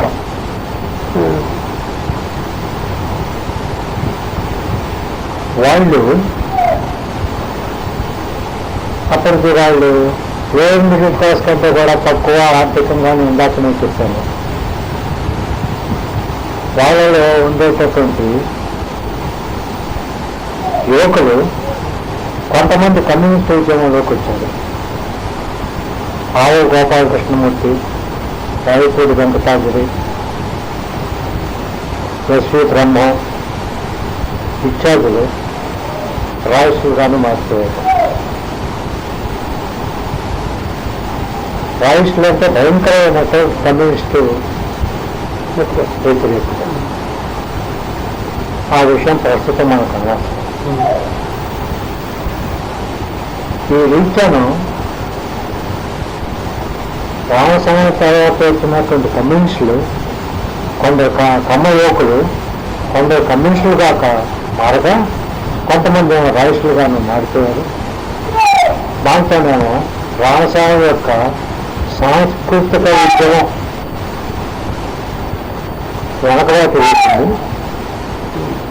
కమ్యూనిస్ట్ ఉద్యమం ఏంటనేటట్లయితేను ఆంధ్రదేశంలోనూ క్రమేణా పుంజుకోవటానికి అవకాశం కలిగింది. అందుకని రామస్వామి ప్రారంభించినటువంటి సాంస్కృతిక ఉద్యమం దాదాపు వెనకబడిపోయింది.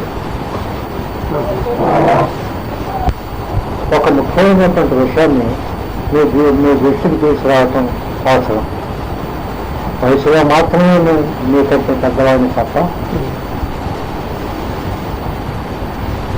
తెలివితేటలో మాత్రం కాదు.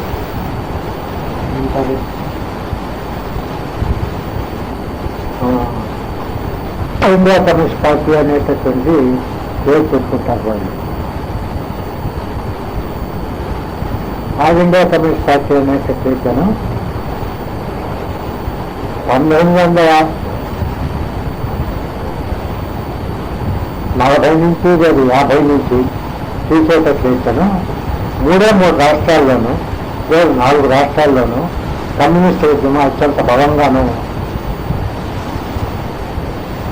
తయారై ముందుకు వచ్చింది. ఒకటి వెస్ట్ బెంగాల్, ఒకటి బెంగాల్, రెండోది కేరళ, మూడోది తమిళనాడు, నాలుగోది ఆంధ్ర.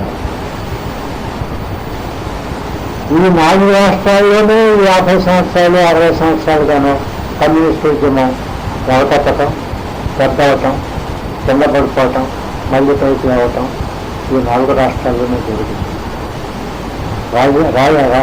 రాజస్థాన్, గుజరాత్, మధ్యప్రదేశ్, ఉత్తరప్రదేశ్, ఇంకా చాలా రాష్ట్రాలను వాటిల్లో ఆనాడు ఎట్లయితే మత్స్యవ్యవసాయ కంటే పూర్వం ఉన్నటువంటి అధ్వాన్నమైనటువంటి దశలో ఉన్నారో ఈ రోజున మనం మాట్లాడుకునేటటువంటి ఈ రోజున కూడాను ఆ రాష్ట్రాలు ఇంకా మత్స్యయుగాలను కూడా దాటలేనటువంటి దుస్థితిలోనూ దుర్భరమైనటువంటి పరిస్థితుల్లోనూ ఇప్పటికీ ఉన్నాయి. ఎందుకు అట్లా జరిగింది అనేది ఒక fundamental question. Gujarat, Rajasthan, UP, MP, Orissa ఇట్లా ఎందుకు జరిగింది అని అనేటట్లయితేను తమిళనాడులోనూ పెరియార్ రామస్వామి లాంటి బ్రహ్మాండమైనటువంటి మహాపురుషుడు పుట్టాడు.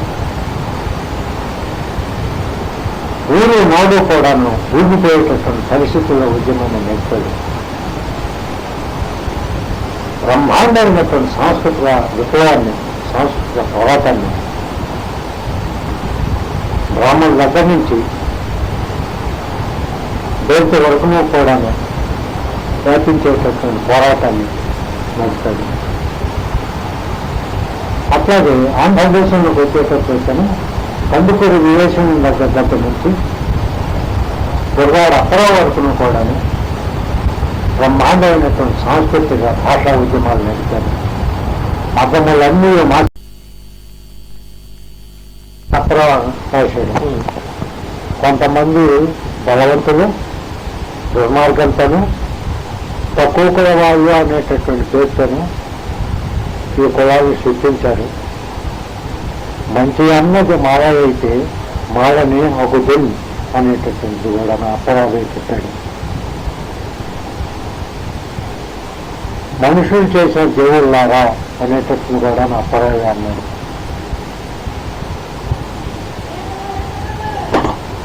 దీని తర్వాత అప్పరావు 10లోనూ బహుశా చనిపోయాడు.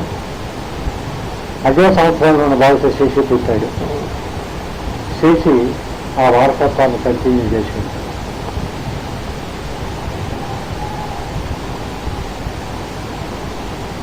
ఈ శిశు ఇది కొనసాగిస్తుండగా కమ్యూనిస్ట్ పార్టీ యొక్క సాంస్కృతిక బలమైనటువంటి ఆనాటి ప్రజానాట్య మండలి హరికథలు, బుర్రకథలు, జనుకల కథలు అనేటటువంటి పేరుతో దైవ వ్యతిరేకమైనటువంటి, మత వ్యతిరేకమైనటువంటి, కుల వ్యతిరేకమైనటువంటి, మూఢ విశ్వాసాలకు వ్యతిరేకమైనటువంటి ప్రచారాన్ని ఆనాడు ప్రజానాట్య మండలి చేసినటువంటి ప్రచారం అంతరించబడతారు.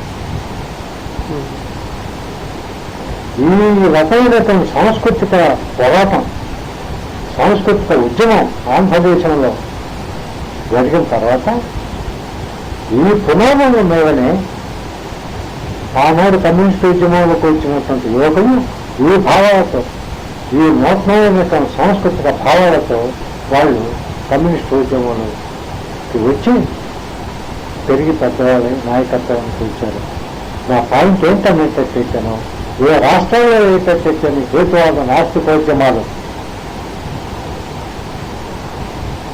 బలంగా సాగినాయో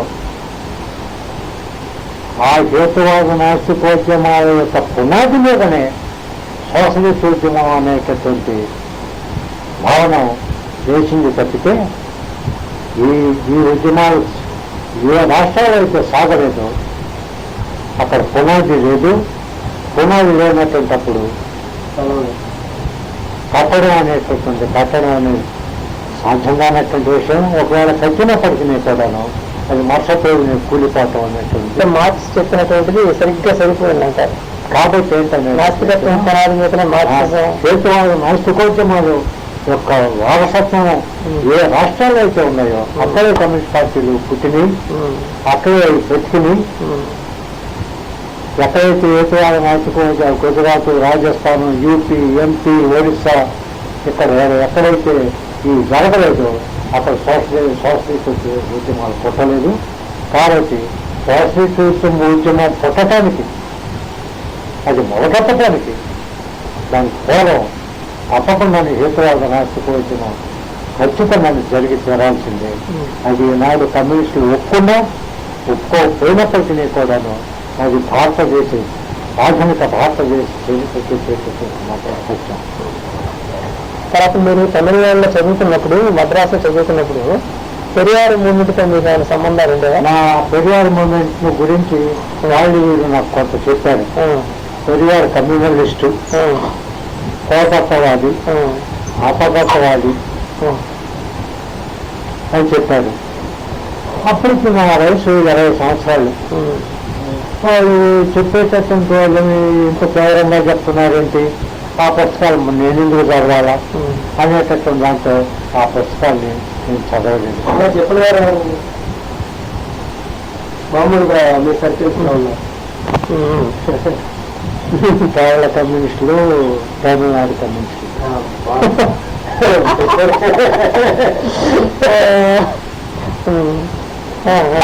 చేశారా?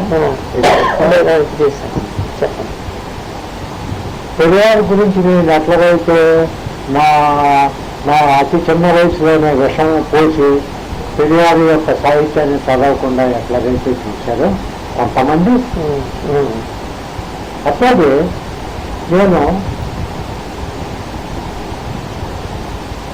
గుంటూరు ఏసు కాలేజీలో చదివేటటువంటి రోజుల్లోనూ, తర్వాత మెడ్రాసు క్రిస్టియన్ కాలేజీలోనూ చదివేటటువంటి రోజుల్లోనూ, అక్కడి నుంచి వచ్చిన తర్వాత కూడాను అంబేద్కర్ గురించి అతను బ్రిటిష్ ఇంపీరియలిస్ట్ ఏజెంట్,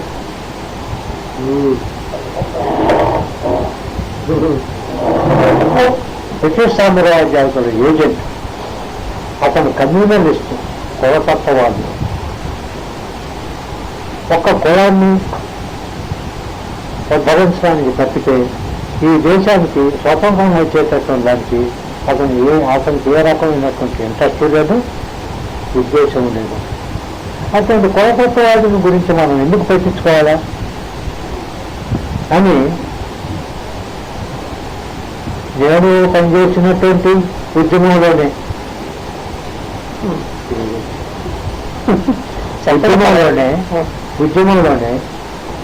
నాకు, నేను విద్యార్థిగా ఉన్నప్పుడు పొలిటికల్ క్లాసెస్ అటెండ్ అయినటువంటి దానికి వచ్చినటువంటి కొంతమంది నాయకులు నేను విద్యార్థి దశలో ఉండగానే అంబేద్కర్ గురించి నా బ్రెయిన్లో కొండలు కొద్ది విషం కాల్చి నా బ్రెయిన్లో పోసాడు. వాళ్ళ పేరు నుండి చెప్తారా? జ్ఞాపకానికి 60 సంవత్సరాల నాటి మాట. అప్పటికి నేను స్టూడెంట్. ఆ పోసినటువంటి విషం నా నరానికి ఎక్కి ఒక మహానాయకుడు సృష్టించినటువంటి సాహిత్యాన్ని నేను చదవకుండాను ఆ విషం, ఆ గరళం నాకు అడ్డం పడింది. 1970 వరకును కూడాను నేను అంబేద్కర్ని చదవలేదు అని చెప్పుకోవటానికి నేను ఏమాత్రం సిగ్గుపడుతున్నాను. అంతేకాదు, ఒకసారి నా మిత్రుడు జయగోపాలు నాకు ఉత్తరం రాస్తాను. మహారాష్ట్రలో జ్యోతిబా పూలే కూడాను చాలా దళితుల కోసం ఎంతో ఘోరమైనటువంటి కృషి చేశారు అని ఉత్తరం రాసినటువంటిప్పుడు జ్యోతిబా పూలే అంటే ఎవరు అనేటువంటి ఆయనకి నేను ఉత్తరంలో అడిగాను. అంటే అప్పటికి 30 సంవత్సరాలు 35 సంవత్సరాలు కమ్యూనిస్ట్ ఉద్యమాలను ఉండి కొద్ది గొప్ప చదువుకుని ఉన్నటువంటి నేను మార్క్సిజం గురించి సిద్ధాంత గ్రంథాలు ఎంతో లోతుగా చదివినటువంటి నేను ఈ దేశంలోనే పుట్టి పేద ప్రజల కోసం, పీత ప్రజల కోసం తన జీవితం మొత్తాన్ని కూడా అంకితం చేసినటువంటి ఒక మహాపురుషుడు యొక్క పేరు కూడా నేను వినటానికి నాకు అవకాశం దొరకలేదు. ఒక మిత్రుడి ద్వారానే జ్యోతిబా పూలే అనేటటువంటి వాడు ఒకడు ఉన్నాడు అనేది తెలుసుకోవటం అనేది జరిగిందంటే, నేను ఏ ఉద్యమంలోనూ ఎన్నో సంవత్సరాలు పనిచేశానో ఆ ఉద్యమం నాకు తెలియకుండానే నా బ్రెయిన్ ఎంత విషం పోసిందో అనేటటువంటి నేను ఇప్పుడు తిరిగి ఆలోచించుకునేటువంటి దానికి నాకు అవకాశం దొరికింది. జ్యోతిబా పూలేని గురించి మొట్టమొదటిసారిగా నాకు ఇంట్రడ్యూస్ చేసినటువంటి జయగోపాల్కి నేను హృదయపూర్వకంగాను ముఖ్యంగా ఎవరైతే స్నేహాలు చేశారు వాళ్ళ తర్వాత ఉద్యమకారులుగా మారారు, అందులో ఉద్యమ జీవితాల్లోకి వచ్చినటువంటి మిత్రులు ఎవరైనా మీకున్నారా?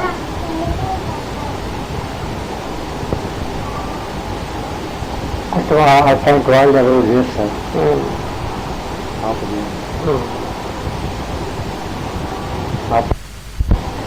యూనివర్సిటీ లాజిక్ స్టూడెంట్, అతను బైపీసీ స్టూడెంట్ సత్యమూర్తి. ఆర్థిక కారణాల వల్ల గుడివాడలో కుగ్రామం, భయంకరమైనటువంటి పేద కుటుంబం, ఆర్థిక కారణాల వల్ల ఇంకా ఇతర కారణాల వల్ల అతను ఇంటర్మీడియట్లోనే ఒక సబ్జెక్ట్ పోయింది. నేను లాగేశాను. నాకు అతను నేను బిఏలోకి చేస్తాను ఎకనామిక్స్లోకి. అతను తర్వాత అతను ఫినిష్ చేసి అతను ఎడ్యుకేషన్ కంప్లీట్ చేసుకున్నాడు. ఆంధ్ర యూనివర్సిటీలో బిఏ ఆనర్స్ పొలిటికల్ ఫిలాసఫీతోను డిగ్రీ తీసుకున్నాడు. అతను ఒక్కడే నాకు తెలిసినంత వరకు నా క్లాస్మేట్. ఇది రికార్డ్ అవ్వటం అనేది నాకు ఇష్టం లేదు. ఈ తప్పితే నాతో పాటు చదువుకున్నట్టు ఎవరు కూడాను రైటర్స్ గాను ఏమన్నా పెన్ నేమ్స్తో ఏమన్నా రాసి ఏమన్నా పైకి వచ్చారేమో నాకు తెలియనటువంటి విషయం. పొలిటికల్ లీడర్స్ కానీ ఏమన్నా పైకి వచ్చారేమో నాకు తెలియనటువంటి విషయం. నాతో చదువుకున్నటువంటి వాళ్ళు ఎవరు కూడాను కొంతకాలం వరకునే కమ్యూనిస్టులు గాను నాస్తికులు గాను దిగారు. ఆ తర్వాత వాళ్ళు ఏమైపోయారు, వాళ్ళ అడ్రస్లు ఇవ్వటం నాకు తెలియదు.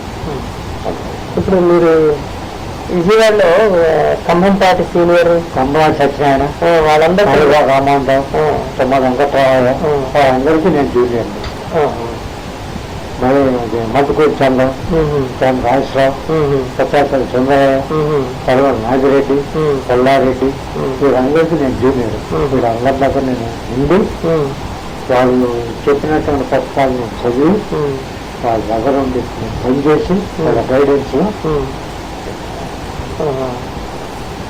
అంటే వాళ్ళతో మీ అనుభవాలు ఏమైనా కొన్ని అనుభవాలు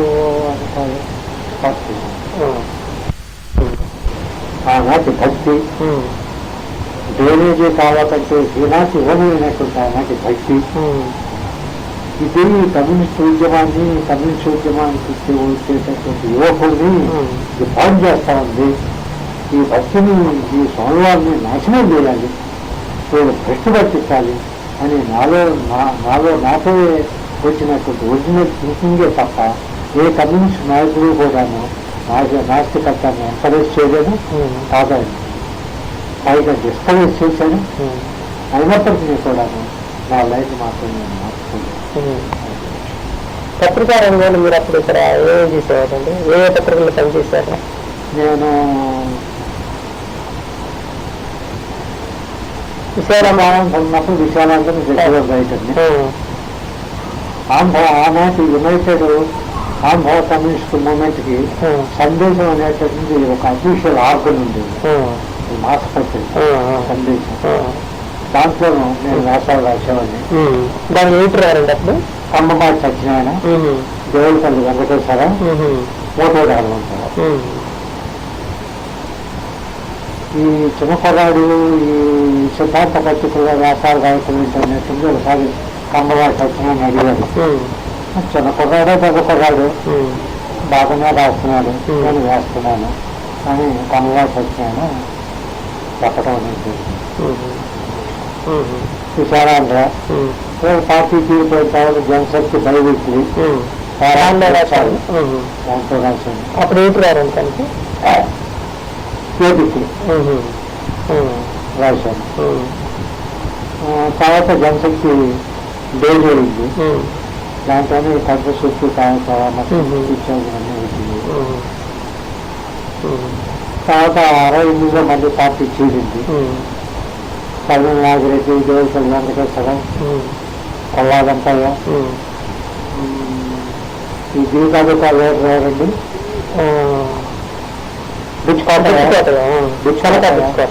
కొండ పుల్లారెడ్డి, ఈ మొత్తం అంతా 68లోనూ మళ్ళీ సిపిఎంని నయారీస్ట్ పార్టీ అని దీంట్లోంచి మళ్ళీ బయటకు వెళ్తారు.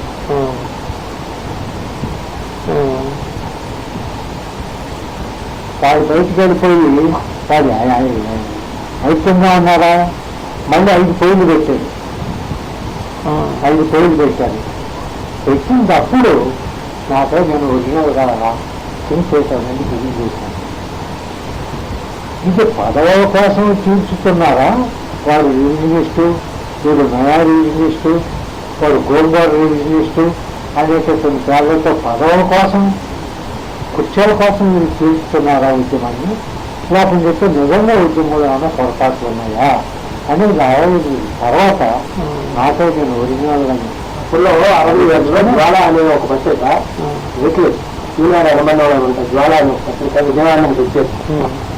అందులో నాగిరెడ్డి, శక్తి అనే ఒక ఆయన ఉండేవాడు, పేరు మర్చిపోయాను, శక్తి ఆయన ఇంకా కొందరు వరుసగా ఒకరితో చెప్పుకున్న ఒకరు ఇంకా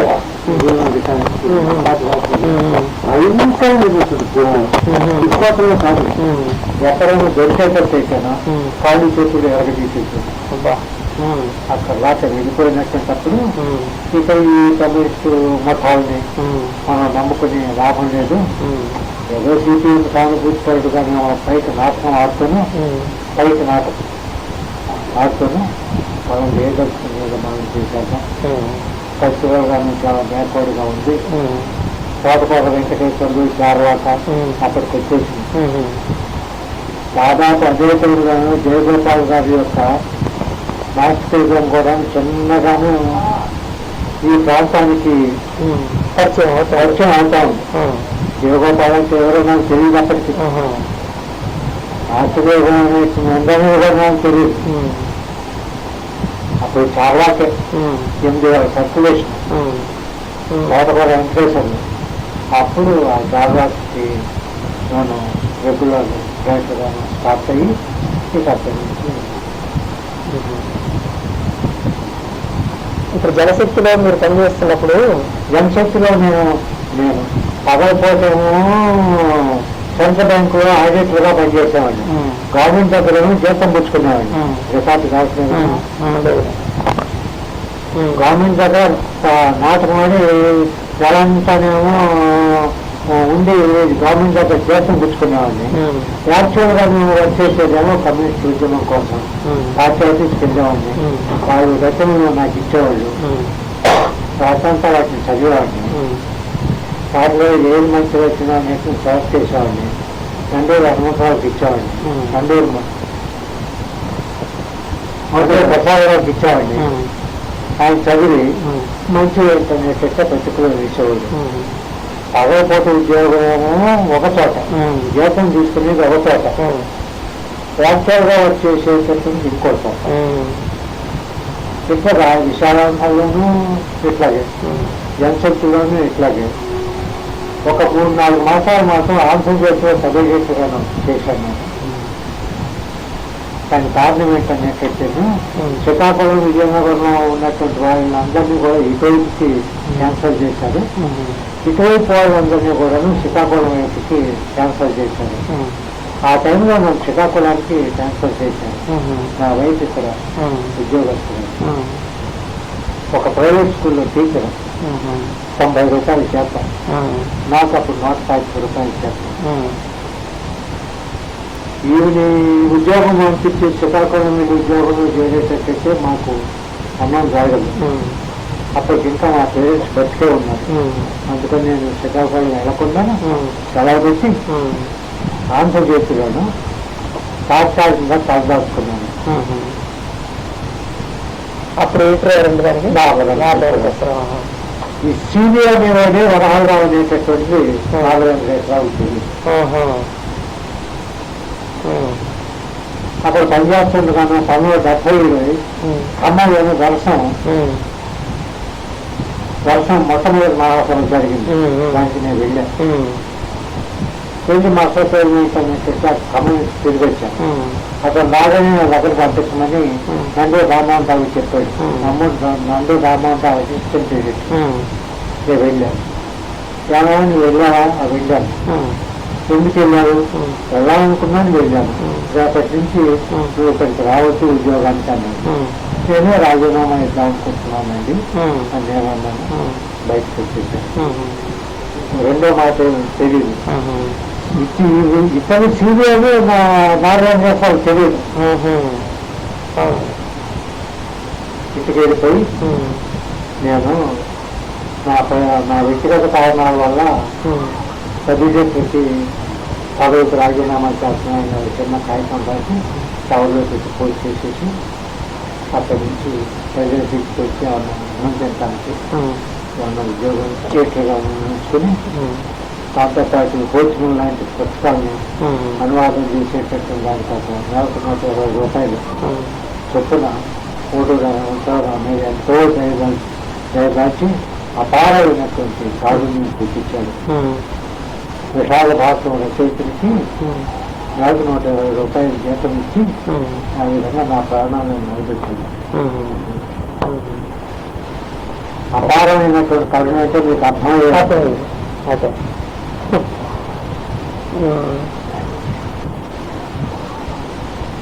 మీరు జనశక్తిలో పనిచేస్తున్నప్పుడు ఒకసారి నిజాం సిఐడి పుస్తకం రాసినప్పుడు అది కరెక్టే కదమ్మా? సెంట్రల్ సిఐడి ఆపేశారా? ఆపేశారు. సెంట్రల్ సిఐడి వచ్చి మా డిపార్ట్మెంట్ డెప్యూటీ స్టాఫ్ అయ్యారు.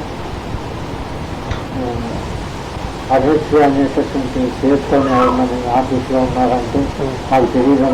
మా నచ్చుమని చెప్పాడు. మా ఆఫీస్ చేస్తారని చేసి వెంకటేశ్వరరావు కడన వేరే మా దాంట్లో కోరుకుంటున్నట్టే మరి అర్థం లేకుండా ఎవరైనా అనేసి చెప్పాడు. చెప్పినది పిలిచి కొంచెం జాగ్రత్తగా ఉంది. ఆనాడు జైలు టాకీస్ ఉందండి. జైలు టాకీస్ పక్కనే కదా సిపిఎం ఆఫీసు. మీరు ఆ ఫిలిం చూసారో లేదో నాకు తెలియదు. సిపిఎం రాష్ట్ర పార్టీ ఆఫీసు జైలు టాకీస్ పక్కనే ఇప్పుడు పెద్ద కాంప్లెక్స్ కట్టారు. జైలు టాకీస్ ఉందా? జైలు టాకీస్ పక్కనే అదేమో జైలు టాకీస్. దాని పక్కనే ఒక పాత బిల్డింగ్. ఇప్పుడు పెద్ద కాంప్లెక్స్ ఉండేది. అదే వీధిలో మా డిప్యూటీ రిజిస్ట్రార్ ఆఫీస్ కూడా ఉండేది. అదే వీధి కొంచెం ముందుకు పోయి ఆఫీస్కి వెళ్ళబోతు ఉద్యోగం పోతు వెంకటేశ్వర చెప్తే నేను రాత్రిపూట 7ంటికో 8ంటికో పార్టీ ఆఫీస్కి వెళ్ళామని పనులు చూసుకున్నాను. చాలా పెద్ద ఎంక్వైరీ జరిగింది. ఊళ్ళో సోమవారం చేశాను. కుంగడి సోమవారం మీద రాసింది. అప్పుడు రాజమండ్రి వచ్చేది ఆయనండి. ఆ టైం మధ్యపాటి వెంకటేశ్వర స్వామి గుళ్ళోనో మకాం పెట్టాడు 10 రోజులు. ఆంధ్రదేశానికి కందుకూరు వీరేశ్వరుని చచ్చిపోయిన తర్వాత మళ్ళీ ఒక సోమవారం ఆంధ్రదేశానికి రావటం అనేటప్పుడు అది అది వీరేశ్వరం ఉన్నప్పుడు ఒకసారి వచ్చాడు. మళ్ళీ 1966లో వచ్చాడు. అంటే వీరేశ్వరం కంటే తక్కువ అనేటటువంటి లాభాను అక్కడికి వెళ్ళి గోపల్లో చేసి తర్వాత లింగి కట్టుకుని జంత పోగో చేసుకుని ఉపన్యాసం చెప్తున్నారు వెంకటేశ్వర స్వామి గుళ్ళో జంత పోగో వేసుకుని అవన్నీ జాగ్రత్తగాను ఫాలో అయ్యి చక్కని అదే విధిగా మా ఇల్లు అక్కడ నోట్స్ రాసేసుకునేవాడు. 7 రోజు కాదు అది. అక్కడ 10 రోజులు నోట్స్ రాసుకుని ఊళ్ళో స్వామి వారు ఏం చేశారు. నేతిగారిలో దిగంబర స్వామి వారు ఏం చేశారు. కోర్టు దావా వేశాడు. ఆనాటి జన్సన్ లో వైస్ ప్రెసిడెంట్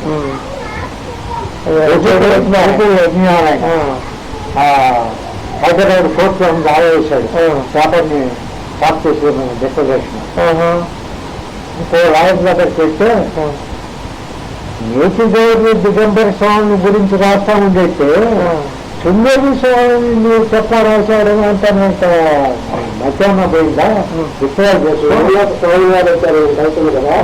తప్పుల్లో గురుగారు స్వామి అక్కడికి వచ్చారు విశాఖపట్నం. ఇప్పుడు దస్తల ఆటలు కదా. ఆ దస్తల ఆటల కాంప్లెక్స్ లో ఒక ఖాళీగా ఉండేది మైదానం. అందులో యజ్ఞం మొదలైతారు. ఓహో జనం తండోపతండాలుగా వెళ్ళిపోయారు. అక్కడ అరసం అనే సమస్య ఉండేది. అరసం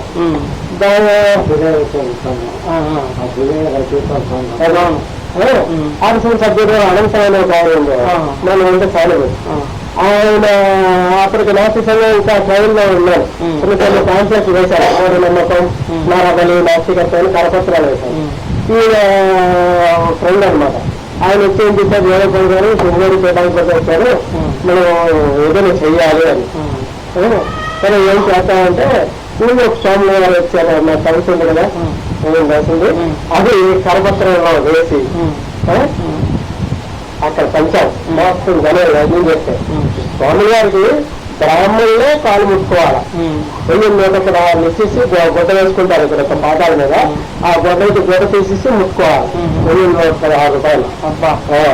మిగతా గారేమో 516 రూపాయలు గొడ్డ మీద ముట్టుకోవాలి. మరికొన్ని ఇంకా మైక్ అనౌన్స్మెంట్ విధవరాళ్ళు ఎవరు కూడా స్వామి దర్శనాలు రాకూడదు అని అనౌన్స్మెంట్. ఇంకా అంతే చూపించుకుని అడ్మిషన్ అందుకోసమే గొడ్డ వేశారనమాట.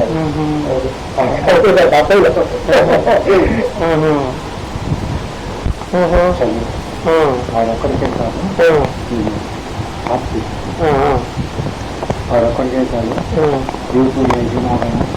అప్పుడు జనసంఘం విద్యాపరులు నాగ వెంకటేశ్వరరావు జనసంఘం గురించి రాయదర్శనాలు రాయదర్శనం జనసంఘం దాటి జనసంఘానికి పోవడం బ్రాకెట్లో భోజనం పెట్టేవాడు.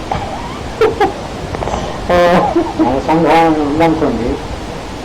ఈ జనసంఘం అనేటన్నారు ముందు బ్రాకెట్లో భో అని పెట్టేవాడు. భోజన సంఘం నాగ వెంకటేశ్వర వాళ్ళు వస్తే ఉల్లోత్సవం మీద రిపోర్ట్ చేసి కోర్టు రావడానికి ఆనాటికే వాళ్ళు సిద్ధపడ్డారంటే వాళ్ళు అంత ఆర్గనైజ్డ్గా అంత చాప కింద నీళ్ళు లేక అంత దశ తత్వాలు లేక గడ్డి కింద సౌండ్ లేక వాళ్ళు ఎంత ఆర్గనైజ్ అయ్యారనేది అసలు ఆంబోతుల్లో తిరిగే వీడు వీడియో అనేటటువంటి మాట కవిత్వంలో ఉపయోగించుకోవాలనేటటువంటి చాలా అన్పార్లమెంటరీ. బొమ్మారెడ్డి చూసి వీడిని ఇతడు అని గడ్డిరావా అన్నాడు. అయితేనేమో ఫోర్స్ వస్తుంది, మీ ఇష్టం మీరు దిద్దుకుంటే దిద్దుకోండి అంటే అట్లాగే వీడు అనే వేశాడు. అప్పుడు ఏ కాలం చేస్తున్నా పార్టీ నాయకత్వం అంతా అంటారు. జూపూడి అయ్యనారాయణ కోర్టులో దావా వేసి కూర్చున్నారు. కన్నవరంలోనే నన్ను ప్రసాదరావు ఉన్నాడు. ప్రసాదరావు ఎట్లయితే చూసేటప్పుడు వీళ్ళు చూపించేటప్పుడు రాసింది ఎవరంటే ఎవరుంటే ఎవరు రాస్తాడు తెలుసుకోవాలా అన్నాడు. బొమ్మరెడ్డి నవ్వుతాడు. శివగారు అని అన్నాడు. శివ రాశాడు అన్నప్పటికీ మొత్తం చేశాడు అని చెప్పి మళ్ళీ రెండోసారి చదివితే నేటికారు దిగంబర్ స్వామి వారు ఏం చేశారని ఉంది. రామారెడ్డిని శుభ్రంగా ఇంటికి పడుకోమని వాళ్ళ మీదకి ఏం రాదు, చాలా జాగ్రత్తగా రాశాడు. ఎక్కడ దొరకలేదు, శుభ్రంగా వెళ్ళిపోయాడు. కోర్టులో ఉండేటట్టు నాన్ని తీసుకున్నాను అని ప్రసాదం గన్నవరంలో వీజీలో ఉంది. మొత్తం జ్ఞాపకానికి లేదు. ఇప్పుడు ఎందుకు ఏ కారణం ద్వారా అందరూ ఆటలు కూడా నిండిపోయింది అన్నిటికీ. అది అది ఊపేసినటువంటి ఊపు ఆంధ్రదేశంలో. ఎందుకంటే సందేహం ఒకటి ఉందండి. సాహిత్యంలో శ్రీ శ్రీ తర్వాత అరసరావు అరసానికి వ్యవసాయానికి మధ్యన గ్యాప్ 1 decade ఉండిపోయింది. ఫిలప్ చేశారు. అది దిగంబర్ కవిత్వంలో కూడా అందుకే ఛాయలు కనపడతాయి. విశాఖపట్నం ఛాయలు మీకు నగ్నముని, నిఖిలేశ్వరు, జ్వాలాముఖి వేసిన మొట్టమొదటి వాళ్ళను నా దగ్గరికి తీసుకొచ్చారు. హైదరాబాద్ నుంచి వచ్చాక మన ఆఫీస్ 9 ఆఫీస్ వచ్చారు. అప్పుడు నా దగ్గర అతను వాళ్ళు 3 రోజులు పడుతున్నాను. మా ఆఫీసులో మొత్తం వాల్యూమ్స్ అన్నీ తీసుకొచ్చారు. First volume, second volume 2 print చేసి ఇక్కడే ఆవిష్కరణ చేశాను. అది చదివిన తర్వాత ఫస్ట్ ఆ కవిత్వం అదే చదవడం. చదివిన రోజులు ఈయన రాసిన విశాఖ భారతం గుర్తొచ్చింది. ఆ స్టైల్ కనపడుతుంది నాకు జగంబర్ కవిత్వంలో. తర్వాత అండి సత్యరామ త్యాగాది ఎలాగా మీకు అది రాయాలనిపించింది, అది రాస్తున్నప్పుడు మీకు కలిగిన భావావేశాలు ఎన్ని పెంచింది? ఒకటి సార్, నేను 100కి 100 రూపాయలు నాస్తికుంది. 100కి 100 రూపాయలు నాస్తికుంది. హై స్కూల్లో నాస్తికత్వం అంటే ఏంటో నాకు తెలియదు. హై స్కూల్లో ఉన్నప్పుడు నాస్తికత్వం అంటే ఏంటో నాకు తెలియదు. కాలేజీకి వచ్చిన తర్వాత నేను మార్చడం మళ్ళీ ఆ సిద్ధాంతం మార్చలేదు. మెడ్రాస్ నుంచి ఎంఏ చేసి బయటకు వచ్చిన తర్వాత నాస్తికత్వం యొక్క సిద్ధాంత గ్రంథాలు చదవటం జరిగింది. ఆ పరిణామ క్రమంలో 1970లోనూ నేను నరబలి పబ్లిష్ చేశాను. నరబలి ఫస్ట్ ఎడిషన్ నేను పబ్లిష్ చేసిన 500 కాపీలు మాత్రమే. ఎందుకంటే ఇది ఎవడు కొనడు, ఇది చేతకాయితాల కిందకి వేయాల్సినటువంటి అవసరం ఉంటుంది అనేటటువంటి ఉద్దేశంతో 500 కాపీలు మాత్రమే నేను వేశాను నరబలి. మీరు నమ్మచ్చు, నమ్మకపోవచ్చు. నేను 15 రోజుల్లోనూ నా సొంత కాపీ తప్పితే కాపీలు సెకండ్ ఎడిషన్ తీసుకొచ్చేదాన్ని నా దగ్గర డబ్బులు ఒక చోట అప్పు చేసి 1000 కాపీలు వేశాను. 3 మాసాల్లోనే కాపీలు వేసాను. 3rd edition, 4th edition, 5th edition, ఈ రకంగా తర్వాత 1000-1500 నా దగ్గర నా డబ్బులు పెట్టి అప్పు తీసుకురావటం, వేయటం, సేల్స్ వచ్చాయి కదా అప్పు తీర్చేసేది. ఎప్పుడు ఎన్నడూ పెట్టుబడి లేదు నా దగ్గర, ఎన్నడూ ఏనాడు.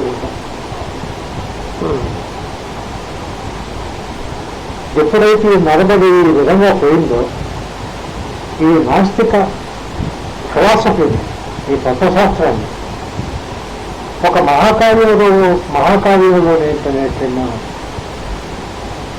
రికార్డ్ చేసి ఆంధ్రదేశానికి నేను అర్పించాలి, జీవితంలోనూ నేను చేయాల్సిన ఫండమెంటల్ డ్యూటీ అది అనేటువంటి ఉద్దేశంతో ఈ నరబలి పబ్లికేషన్ ద్వారా నాకు వచ్చినటువంటి విజయం ఉందండి. ఈ ఉత్సాహం, ఆ ఉత్సాహమే సత్యగామ జాబాల రచనకి దావతీసింది. దాని ఉద్దేశం ఏంటంటే నాస్తిక తత్వశాస్త్రాన్ని నాకు చేతనంత వరకు సమగ్రంగాను ఆంధ్ర ప్రజలకి అందించడమే నాకు ఉద్దేశం.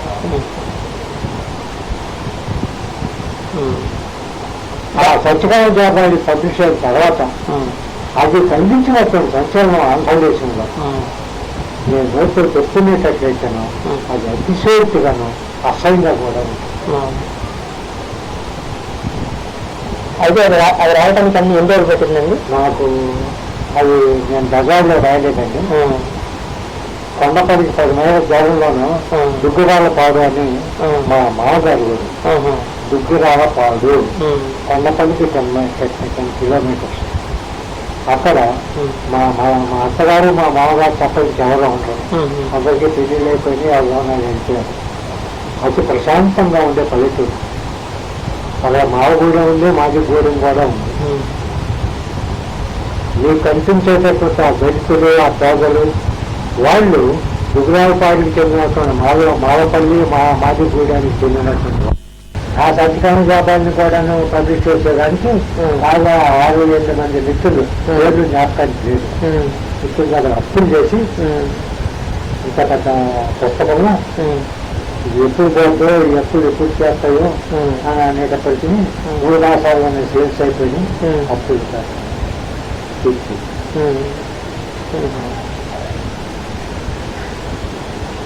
దీని మీద ప్రజల రెస్పాన్స్, పాఠకుల రెస్పాన్స్ ఏమన్నా లేఖల రూపంలో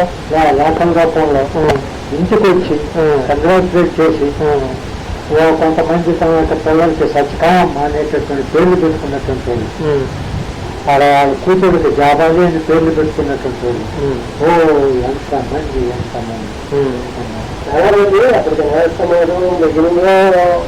ఏదో నాకు తెలియదు కానీ అప్పటికే ఈ పుస్తకం చదివాక నాస్తికులుగా మారిన వారు ఎక్కువ మంది. నాకు రాష్ట్ర నరబలి సత్యకామ జాబాలి చదివితే నాస్తికులు అవుతారండి. నాస్తికులు అయ్యారు. ఆ నాస్తికులు కమ్యూనిస్టులు అయ్యారు. కమ్యూనిస్టులు నాస్తికులు అయ్యారు. ఇంకోటి అయ్యారు, ఇంకోటి అయ్యారు.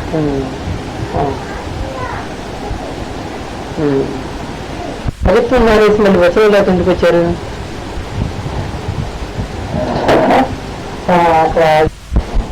అంటే కేవలం నాస్తికోద్యమం కోసమే నేను సింహనాగరత కానీ కౌటిల్య అర్థశాస్త్రం కానీ ప్రత్యేకంగా డార్విన్ పరిణామవాదం కానీ ఆ నాస్తికోద్యమం కోసమే శాస్త్ర గురించి 3 వాల్యూమ్స్ రాయటం కానీ ఇదంతాను కేవలం నాస్తికోద్యమం యొక్క బేసిక్ అవసరాన్ని తీర్చడానికి తప్ప నాకు మరొకటి.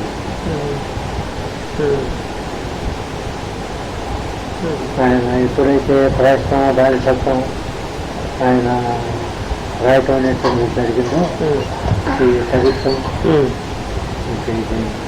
ఈ రంగాన్ని చేసిన చాలు.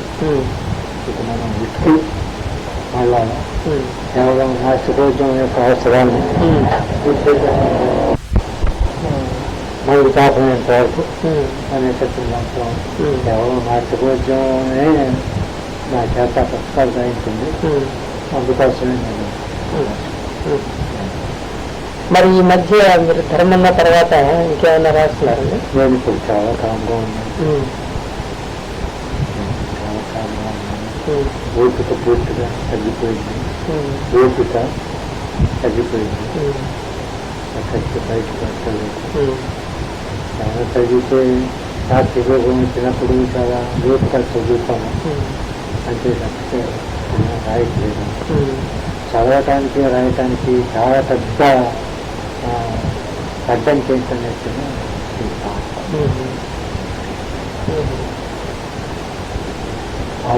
ఏకరాసంగా నాస్తికోద్యమం ఏమి ఉన్నాయి ఇక్కడ. వీటి మీద ఇప్పుడు మీ అభిప్రాయం ఏంటి? ఇంకా ఎట్లా సాగితే ఇవి బాగుంటాయి అనేది అనుకుంటున్నారు? అది నేను నన్ను అడిగేటప్పుడు దానికంటే మీరు ఆంధ్రదేశంలోనూ అటు తెలంగాణ టూర్ చేస్తున్నారు, ఇటు కోస్టల్ డిస్ట్రిక్ట్స్ టూర్ చేస్తున్నారు, బయట పీపుల్తోనూ ప్రపంచంతోనూ మీకు సంబంధాలు ఎక్కువ ఉన్నాయి. మీరే నాకు సరైనటువంటి సలహా ఇవ్వగలిగినటువంటి వాళ్ళు. నేను బయటకు వెళ్ళలేదు, నేను ఇంటి జైల్లోనే ఉంటాను. అంటే ఇప్పుడున్న పరిస్థితులను బట్టి ఏ ఎత్తుగడలతో ముందుకు వెళ్తే బాగుంటుంది? పీపుల్తో కాంటాక్ట్ ఉన్నటువంటి వాళ్ళే వాటిని సలహాలు ఇవ్వగలరు. నాకు పీపుల్తో కాంటాక్ట్ చేయగలరు. 4 మాసాలకు ఒకసారి 5 మాసాలకు ఒకసారి వెళ్ళాడిపోతాను అంతే తప్ప నాకు అంటే ఈ స్టైల్ ఆ స్టైల్ ఎవరికి రాదు. నేను అది 1980 డిసెంబర్లో ఫినిష్ చేసి 81 మార్చిలో నేను పబ్లిష్ చేశాను. చేసినప్పుడు కమ్యూనిస్ట్ దీన్ని ఎట్లా పరిశీలి చేస్తారు అనేటటువంటి ఆలోచన నాకుంది. కమ్యూనిస్టులు ఆ పుస్తకం మీద ఎంత భయంకరమైనటువంటి సంచారం చేయాలో అంతా చేశాను. అది జరుగుతుందని కూడా నాకు ఎప్పటికీ కూడా ఈనాడు ఎవరైనా సరే బీజేపీ బుద్ధి మీద పంటా ఉండేటేను, కళ్ళు రావగొట్టా ఉండేటే, ఊరికే ఉత్తపోస్తా ఉండేటట్టయితేను ఎవరైనా వచ్చి అవినీతి గారు ఏం చేయమంటారని నన్ను ఎవరైనా అడిగేటట్టయితే 1980 మార్చిలోను రంగనాయకమ్మకి మళ్ళీ సమాధానం ఒకటి రాశాను. అది ఎక్కడన్నా దొరికితే దాన్ని తీవ్రంగా ప్రయత్నం చేసి దాన్ని చదివి మీ మార్గాన్ని మీ పాలసీని మీరు డిసైడ్ చేసుకోండి అని చెప్పడానికి సిద్ధం అయినటువంటి అంత గొప్పగా డాక్యుమెంట్. నేను రాష్ట్రోద్యమానికి ఇచ్చినటువంటి ఒకే ఒక డాక్యుమెంట్. దాని తర్వాతనే మిగతా ఆ పుస్తకాల కోసం వేగోపాల్ నాకు ఇచ్చినటువంటి కోఆపరేషన్, నాకు ఇచ్చిన ఇన్ఫర్మేషన్ అంతా అది నేను దాచిపెట్టానంటే నాకంటే నీకు దింపుకోండి.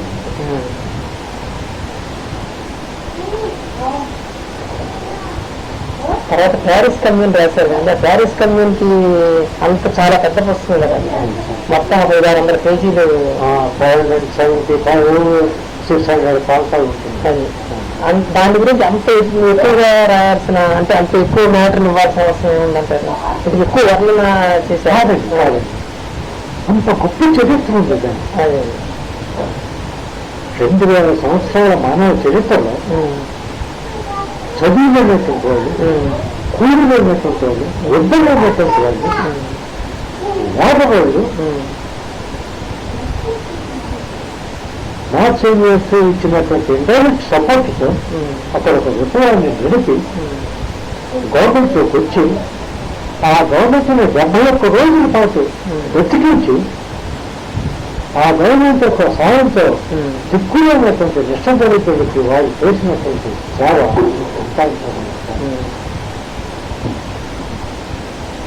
ఆ Paris first socialist state of Paris, first socialist state, దాన్ని నాశనం చేసేటటువంటి దానికి యూరోప్లో ఉన్నటువంటి సమస్తమైనటువంటి ఇంటర్లిస్ట్ కంట్రీస్, క్యాపిటలిస్ట్ కంట్రీస్ కూడా అన్ని కలిసి దాన్ని పూర్తి చేశారు. నేను చాలా తక్కువగా నా చరిత్రని మీకు కుదించాను. అదే ఒక ప్రారంభంగా ఒక పోరాటం ఉంది నడిమేదంలోకి చరిత్ర దాకా చూసారు. పదంలో ముందు పదంలో చూస్తే అక్కడ సాయంత్రం ఉంటే అక్కడ ఎదురుగా వచ్చారు. వార్తాల్స్ ఎదురుగా పడితే గడువు పట్టుకుని వాళ్ళు నిలబడితే ఈ రోజుల్లో ఇచ్చారు. కార్యక్రమం పోరాటం అంత ప్రేమ అనమాట. ఆడవాళ్ళు ఫస్ట్ నవీన్ ఆడవాళ్ళు అన్నం సీతారామరాజు యొక్క 100 మంది అన్నం సీతారామరాజు కలిసేటట్లయితే ఎంత పరాక్రమం, ఎంత ధైర్యం చూపిస్తారో. ప్యారిస్ నాగేమణులు అంత ధైర్యంతో ఆ విధమైనటువంటి భయంకరమైనటువంటి రాక్షసి ఆదాయాన్ని ఆ పోరాటం సాగు. దానికి మీకు తోటం రచన ఏంటి? మార్క్స్ రాసిందేనండి. మార్క్స్ రాసిన చీరాన్ని అదే విశాఖరేసి history of the Paris Calcutta నుంచి తెప్పించాను. విశాఖరే కమ్యూనాట్ పోరాటంలో పాల్గొన్నటువంటి కమ్యూనాట్ అతను అక్కడి నుంచి తప్పించుకుని మారిపోయి స్పానిష్ లోనూ ఫ్రెంచ్ లోనూ రాశాడు. దాన్ని మార్క్స్ యొక్క కూతురు ఇంగ్లీష్ లో మార్చింది. History of the Paris community. అది కాకపోతే తెప్పించి చదివి నోట్స్ తీసుకుని దాన్ని తెలుగులోకి మార్చుకుని శివరాజుని ఫ్రాన్స్ మాస్టర్ రాసింది ఉంది కదండి, అది చదువుకుని మావో ప్యారిస్ కమ్యూనిటీ ఇచ్చినటువంటి రిపోర్ట్ చదువుకుని రెండునాన్ ప్యారిస్ కమ్యూన్ అని ఒకటి ఉంది, అది చదువుకుని మొత్తం అంతా తయారు చేసుకున్న తర్వాత అప్పుడు అది ఒక పోరాటానికి సంబంధించిన ఒక కావ్యం అనమాట. జస్ట్ మహాభారత వార్ మీద మహాభారత అవుతుందా అందులో చిట్టు కథలు పొట్టు కథలు కాకుండా అదొక ఎపిక్ వార్ కదా. అలాగే ప్యారిస్ కమ్యూన్ అనేది అఫ్రెస్ట్ పీపుల్ యొక్క వార్ అగైన్స్ ది స్టేట్ మహాభారతం అదమ్మా ప్యారిస్ కమ్యూన్. తర్వాత మీరు జాబాల్ని సత్యకామ జాబాల్ని ప్రపదము వచ్చిన కావ్యం నుంచి అన్నారు దాన్ని. మరి ఇప్పుడు వీళ్ళందరూ కూడా ఒక కుదుర్తి రాసిన తెలంగాణ మొదట వచ్చిన కావ్యం అంటున్నారు ఏంటండి? వచ్చిన కవిత మహాకావ్యం. మహాకావ్యం అది దీనికంటే ముందే అతను వచ్చిందండి. దానికంటే ముందే అతను వచ్చింది. అది మామూలు ఖండకావ్యం తెలంగాణ మీద ఏమండి. అయితే ఇంటర్నేషనల్ మీరు స్టార్ట్ చేసే ఉంది కదా, అందుకే పెట్టాను ఇప్పుడు దీనికోసమే. స్టార్ట్ చేసే ఉంది కదా, స్టార్ట్ చేసి కుదుర్తి అతను రైటరు కాదు, పోయిటు కాదు, రైటరు కాదు, పోయిటు కాదు, బ్రాహ్మడు కాబట్టి ఆయన ఏదో వచన కవితకి పితామహుడు గోంగూర దోసకాయ అని అన్నారు తగ్గితే వచన కవిత మొట్టమొదటి వచన కవిత శ్రీ మహాప్రస్థానానికి కొంతగా జనార్దన్ రావు అంకితం అని రాశాడే. లంజకులు దొంగ లంజకులకు మెసేజ్ లోకం నుంచి విడిపోయావా, అది వచన కవితకి మొట్టమొదటి బీజం. తర్వాత వచ్చినటువంటి వాళ్ళు వచన కవిత్వం రాశారు కానండి, వాళ్ళు వచనము కాదు, కవిత్వం కాదు, వాళ్ళు రైటర్స్ కాదు. శ్రీ మహాప్రస్థానంలో రాసినటువంటి కొంచెం జనార్దన్ రావు ఇంకా ఆయన రాసినటువంటి వచన కవిత్వం తర్వాత దాని తర్వాతను అత్యంత భూతమైనటువంటి వచన కవిత్వం రాసింది ఒక శ్రీ విజయలక్ష్మి శ్రీ మాత్రమే. అది అందరూ పర్సనల్ గాను చెప్పే మాట. ఇది నిజాబద్ధం భవిష్యత్ చరిత్రకారులు వాళ్ళు నిర్ణయిస్తారు.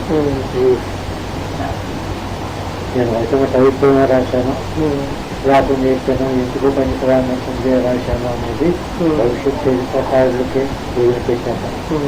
మనం పర్సనల్ గా కూర్చున్నాం కాబట్టి.